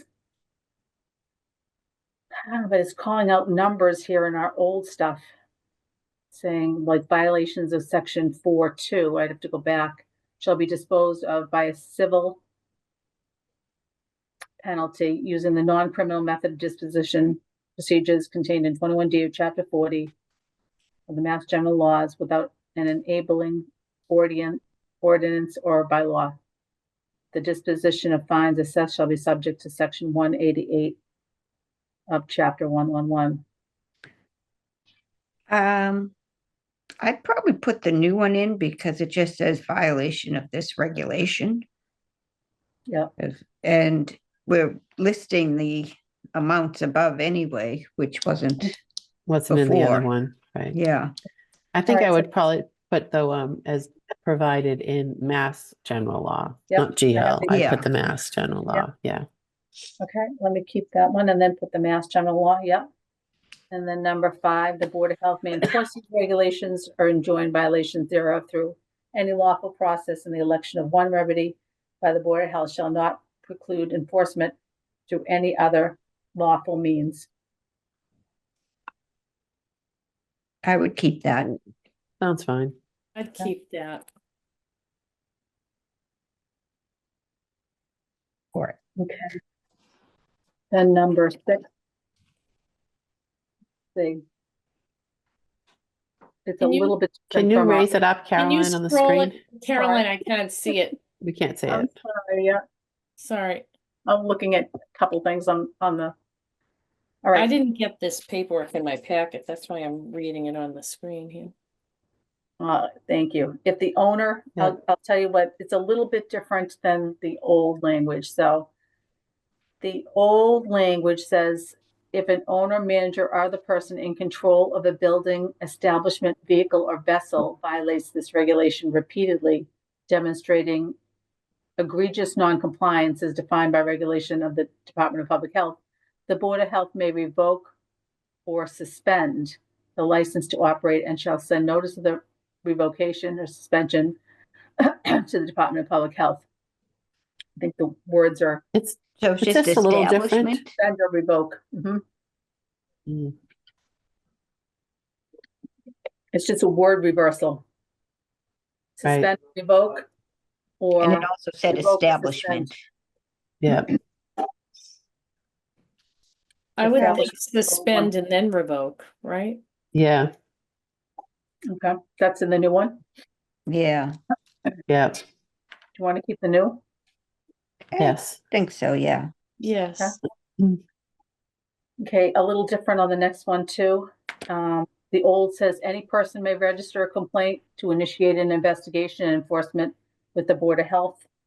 And this is the new one, any person may register a complaint to initiate an investigation and enforcement with the Board of Health, the local inspection department, or the equivalent. So it's adding a little bit more language. Add a little more language. That's What does fine. ours just say? The Board of Health? It doesn't say the, Yeah, does it it say? doesn't say the local inspection department or the equivalent. This is more added language. Want to add a little bit more language to that? Well, Well, who who, would the I guess my local question inspection would be though, department be? who is responsible for this though? Hmm, For these regulations, isn't it just us? yeah. So then Yeah, why That's would a we good add question. any of Why that we add other? other people? Right. But, complaint. Any person may register a complaint to initiate an investigation and enforcement with the Board of Health. The local inspection department, I know the last case we did have the police. But when you think of local inspection, you're thinking I of, think it's inspectional services is what I'm right, thinking. exactly, or the equivalent. So I think I would just do the old one and get rid of that other language. Yeah, Let's see. Let's see, use the old. Okay. Then severability, F. It's a little different than our old.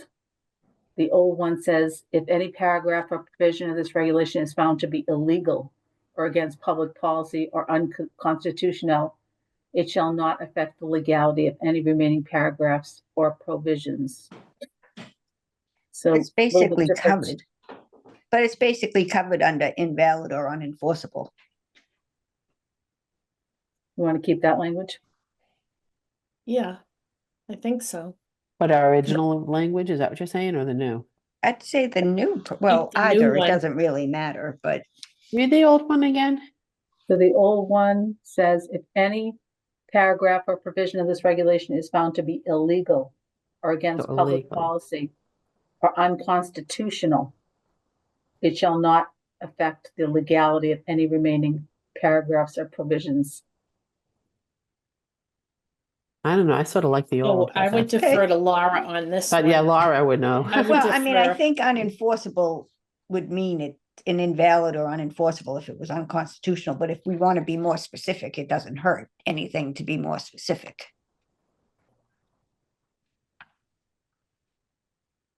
Do you want to go with the new language? Go with the new one then? Yeah, you could go with the new one.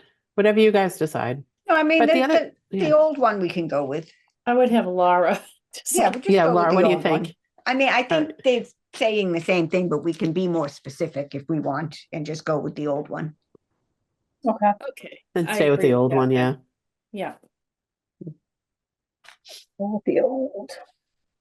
Go with the old language. Mhm.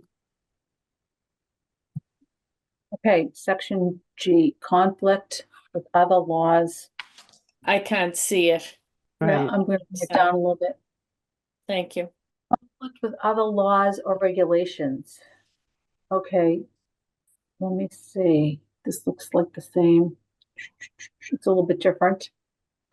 I'll give you the what we had. So the old said under conflict with other laws or regulations, notwithstanding the provision of section 4 of this regulation. Nothing in this regulation shall be deemed to amend or repeal applicable fire, health, or other regulations so as to permit smoking in areas where it is prohibited by such fire, health, or other regulations. Let's see. And this one is a little different. It says nothing in this regulation shall be deemed to amend or repeal applicable fire, health, or other regulations so as to permit smoking in areas where it is prohibited by such fire, health, or other local, state, or federal law. I like the newer one because in the old one, it's relating to a section that may or may not be section Right. 4. Right, There. I would Yeah. go with the new The one. newer one. Keep the Yeah. new. Okay. And then effective date. Never. It's Well, you have 24, it's 2024. got to be 25 at just- some point.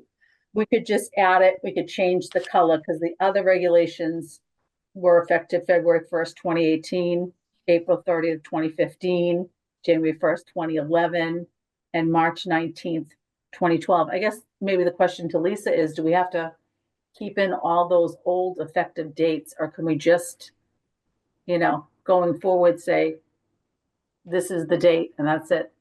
I would think it could be. Because This is the I know date. that in the old regulations was different colors.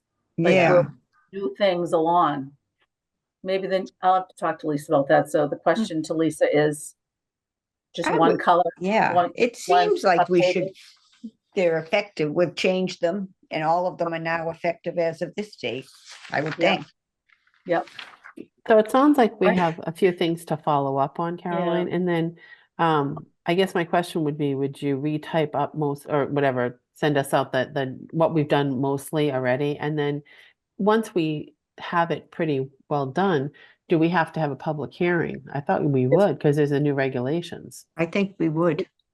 I think the next meeting will have to be still kind of untangling what we want to say. Exactly, yeah. And after that, a public hearing.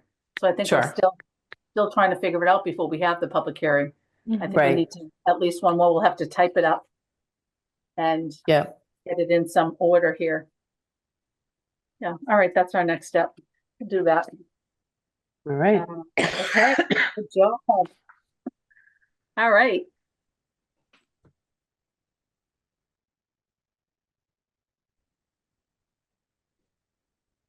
So we'll move on to Health Director's report. Move along here, let's see. Just a couple things I want to say is we have our community health planning forum on January 15th. Can you guys hear me? Yes. Yes. Okay, good. It just came up on my screen. I was like, oh. January 15th, which is a Wednesday night from 5:30 to 8:30 at the Council on Aging. I'm hoping that everyone can make it to that community health planning forum. We're hoping And I'm to have- hoping it's not till 8:30. So Uh, it's January 15th. What night is that? A Wednesday? Yeah. It's a Wednesday night. It's at the Council on Aging. I can probably go, but I don't know if I can get there at 5:30. Okay. Okay, doke. I think in the I'm sorry, I'm talking and I'm muted. I think I beginning can too, there'll be be there, some, be there too, start but right I away, 5. I might not be there. I'm gonna, I'm signed up to go too. Caroline, do we have to post that if we may show? I think you might want to post, That's a just so great that we idea. have it. I was case we all thinking show that up. too. I would Yeah, post. So smart, Roxanne, to think that. Oh, my gosh. Okay. Or at least we Absolutely. can't talk to each other if we don't. Right. So definitely Yeah. post. Okay. Remind me, Emily, to post it. Because so many things I'm trying to remember here. Okay, post that meeting. Sure. What else do I want to say? We are putting a radon awareness campaign together. And that's going into, hopefully it'll go into the Milton Times this Thursday. And from my radon article, okay, here we go. Press release. And that was it with in partnership with the Partnership for Healthy Milton. And very interesting that you can actually get a free radon kit. And we give you the link that you can win at the mass.gov. There is, and actually, I just did my radon test, and they send you everything that you need, you register it, and then I'm sending it back, and that's all free. So I'm anxious to see, you know,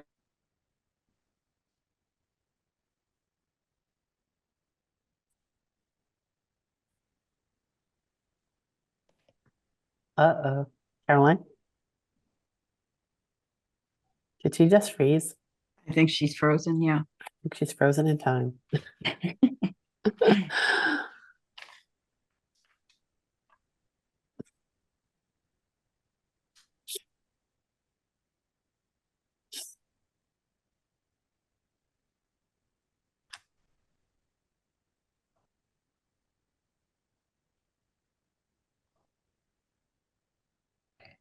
Okay, does she know she's frozen? I don't know. Does she know? Oh. Oh, what just happened? Maybe is she trying to get back in, Emily? Yeah, She it might just be. made me the host, so I'll see if she comes into the waiting room. Okay. Um, I'm not sure what's going on. Maybe she'll text me.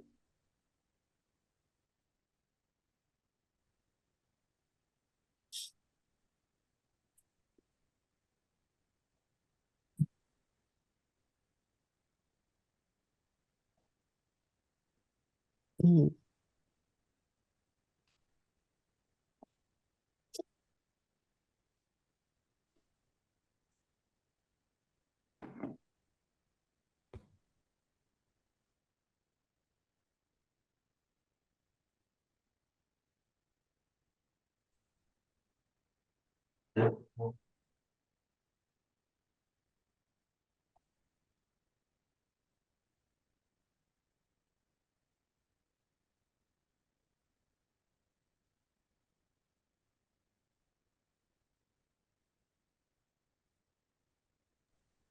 I just sent her a message, so I'll let you know what she says.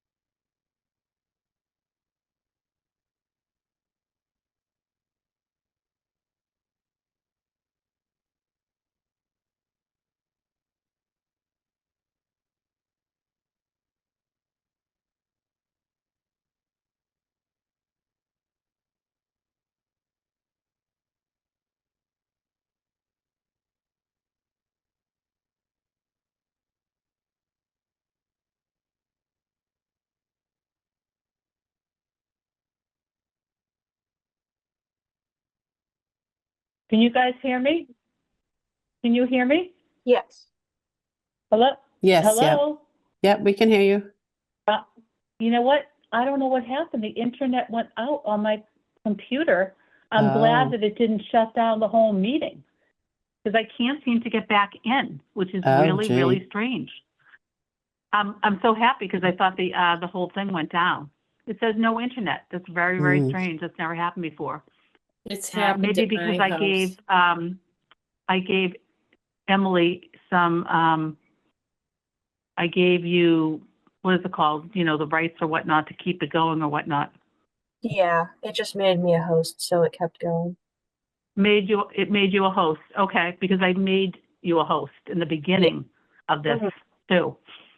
Okay, let me finish it up here. I'm sorry about that. I don't know what happened, that would just blank out like that. But I'm glad the whole meeting didn't go down. Yeah, So we're talking about the radon awareness. Let's see what else I want to talk about. NC8 was discussing, we're going to have more discussions about this. It's an opioid abatement collaborative. So the Massachusetts Association of Health Boards is having a meeting this week with us, with Norfolk County 8. And I'm not exactly sure what they're planning, but I'll let you know at our next meeting that they did want to discuss some more options for using the opioid money together as one collaborative. So this is something new. So I'll listen to a webinar about that this week. Another thing I just wanted to tell you is Jean Peterson applied for a step increase in pay and didn't receive the approval. So that was disappointing. She's going to be staying at a level 4. But I just wanted to let everybody know that, that she did not receive that step increase. Can that get appealed or anything, Caroline? No, unfortunately, can't. Jean did try to appeal it, but she found out she couldn't appeal it. Oh, okay. So it's disappointing because, you know, yeah, since Jean started at the health department and since I've been here at the health department, there's so many different things that we've been doing in the health department that's really grown, and it's just very surprising that they did not recognize that. So disappointing for Jean. that is. And me too, because I encouraged her to do it. I said, I think you should definitely go for it. And so I was disappointed, as well as Jean, to find out that she didn't get it. So. Do they give you a reason or anything when they do that, or they just vote yes or no? Excuse me. They did give her a reason. Maybe Jean could elaborate, but I didn't think it was a good enough reason. Okay.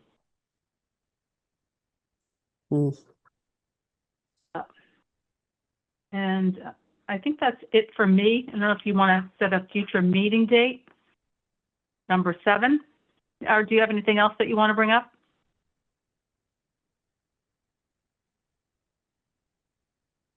Well, I had 2 quick things. Okay. One is, I wanted to say, just so you know, I did talk with the fire chief asking if he would put something in about carbon monoxide poisoning, Yes. only because that has come up in the news with that family and like somebody famous or whatever. So I asked him if he could try to see if we can get something in the newspaper about that. And then I know I was going through some of my old papers over the past couple of days, and I remember on the Board of Health, we did have something, Caroline, where it said every month, like what we would try to put out in terms of into the paper for topics.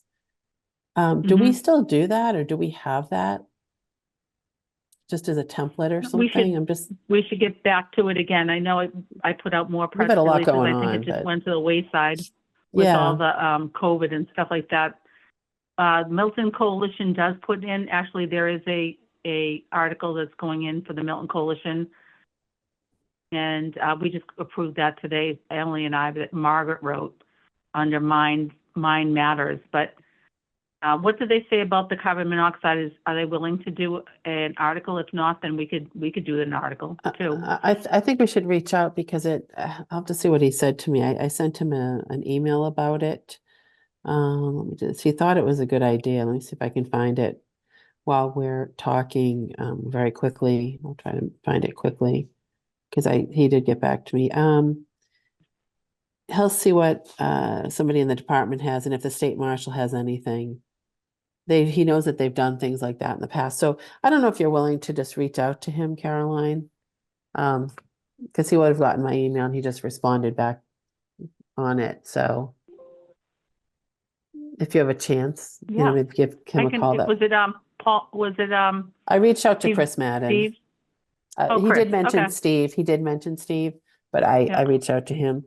And then the other question I just want to ask you quickly, because I've gotten a couple of people reaching out to me about the bird flu. Oh, Oh, the bird flu. The Yeah. bird flu, yeah. Are you hearing more about that? I am hearing a little bit more about that. Yeah. We're going to have a state call tomorrow, and Okay. they'll probably, I'm sure they'll be bringing it up tomorrow. I know that there's some cats that got infected with the bird flu through some food that they were eating. Yeah, I saw that. But yeah, you're right. And then just all these, you know, I all don't- the flu and all that, regular flu and COVID numbers are going up again. So they said there's also a, can you something hear in me? China is a new Yeah. thing, right? Yeah, What's I just happening in tried- China? there's a new virus that's kind of, Oh. declared itself. And they don't know how far Oh, it's gonna really? travel, yeah. Yeah. I did not hear that. Mm-hmm. Mm, So I didn't hear that. That's not good. Mm. I'm still that's trying to it get for in. me.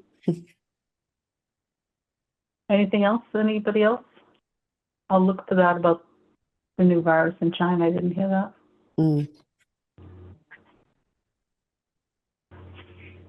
Hmm. I got the internet back, but I can't get into the meeting. I I think don't we're want at to go the end back anyway, into aren't the we? meeting.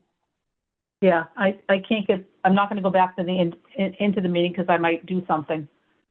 And We were gonna get a meeting like date. cancel out you guys Yeah. in there. So I'll have Emily end the meeting. Do you want to look for future meeting dates? Yeah.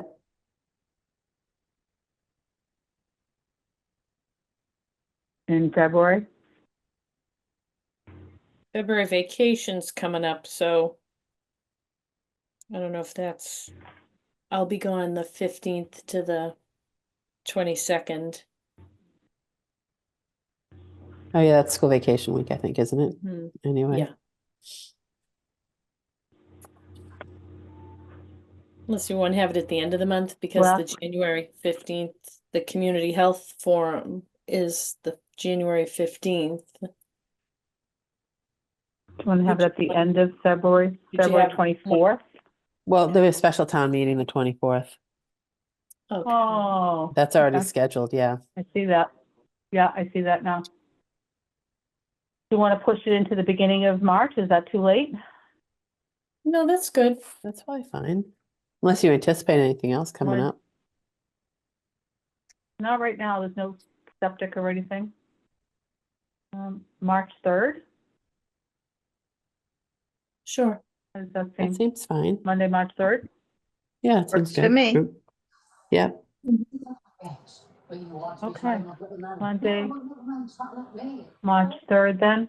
You Okay, want to have it on Zoom? Again? Sure. sure. Okay. Emily, you're going to have to end the meeting. Are we going to adjourn now at 9:38? Okay. All right. Do you want Would me to you make a adjourn the motion that meeting we're on gonna your adjourn? end, Emily? Yep, want to make a motion? I'll make a motion to adjourn. I'll second. All in favor? Aye. All right, thank you, everybody. I don't know what happened to my connection. Emily, if you could close the meeting, I'm glad you're on there. Yep, I'll close it off. I appreciate it. Thank you. Bye. All right, bye-bye.